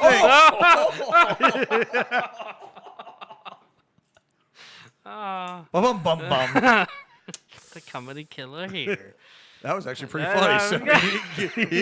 he didn't kill it there. Yeah, That that was That good. was actually kind of good. That Oh, was shit. comedic. That was a good way. That was a good, yeah. That was a good one. Yeah, yeah, That's yeah, good. yeah, yeah.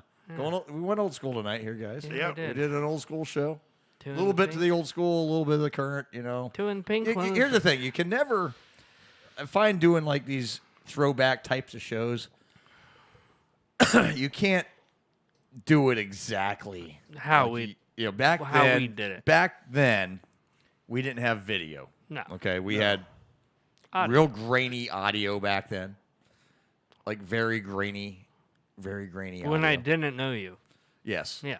And Real I grainy. want to take a minute to end the show with just a little snippet of how we used to do the show. Oh God. Just a little snippet. And the reason I want to do it is because I want to show everyone the difference. Yes. Between the old show 8 9 years ago. 9 years ago to yeah. now. Yeah, because Technology is. I mean, technology is surely surely changed. You know, and I want to kind of just give everybody just a little.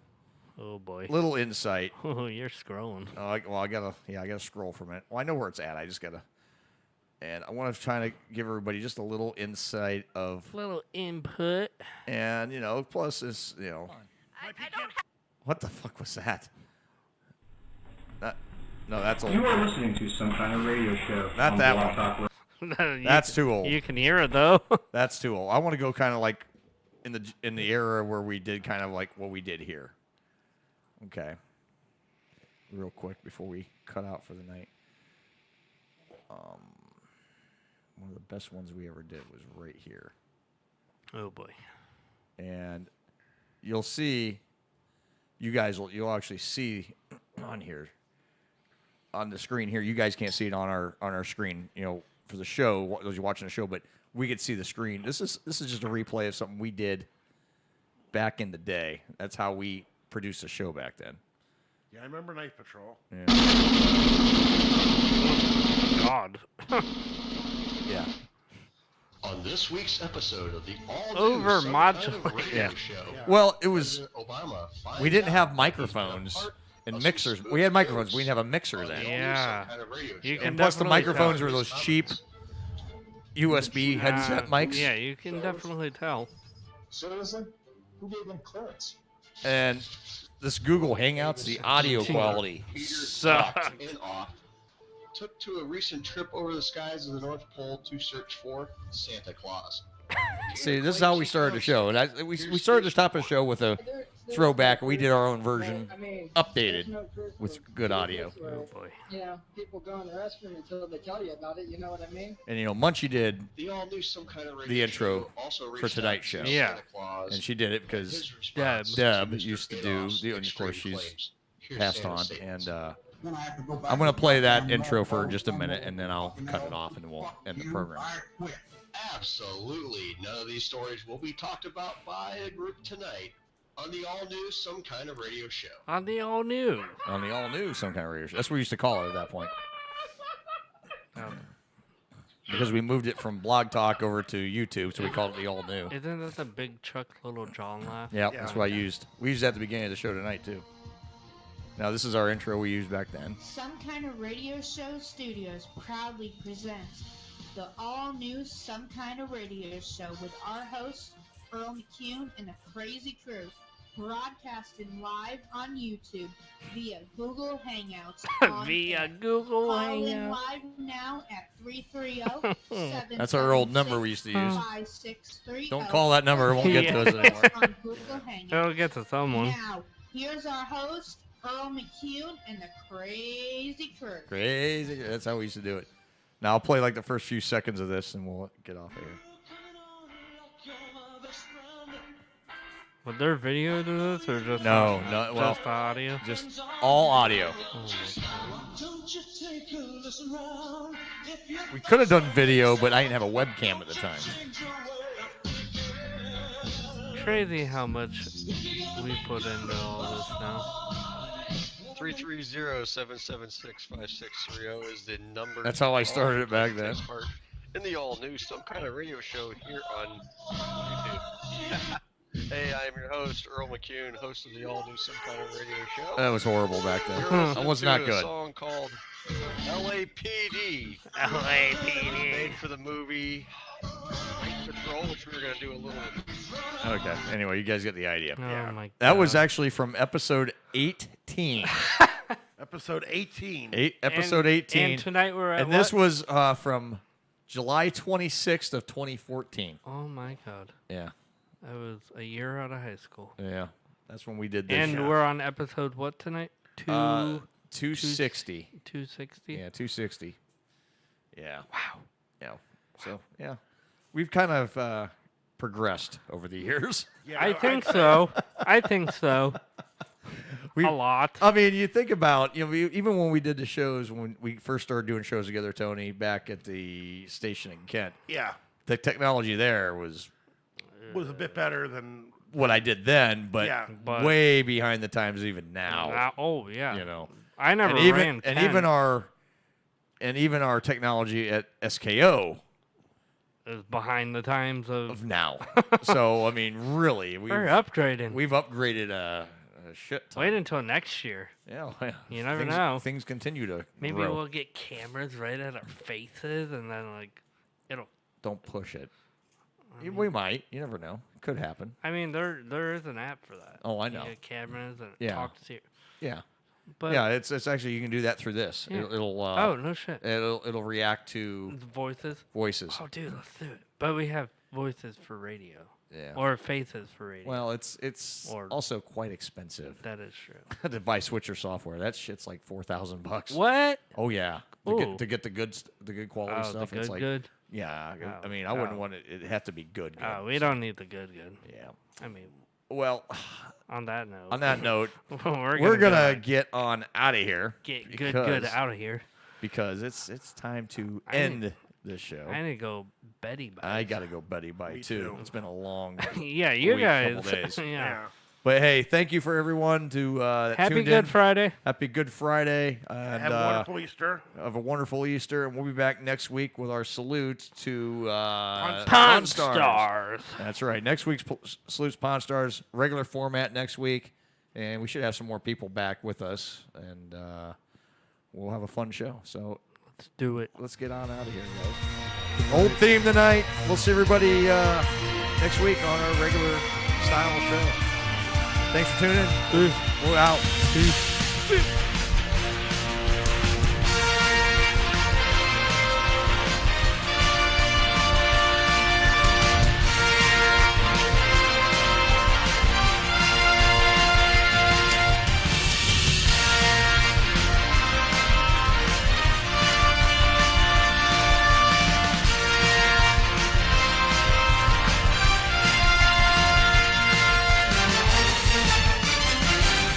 That's a huge bitch.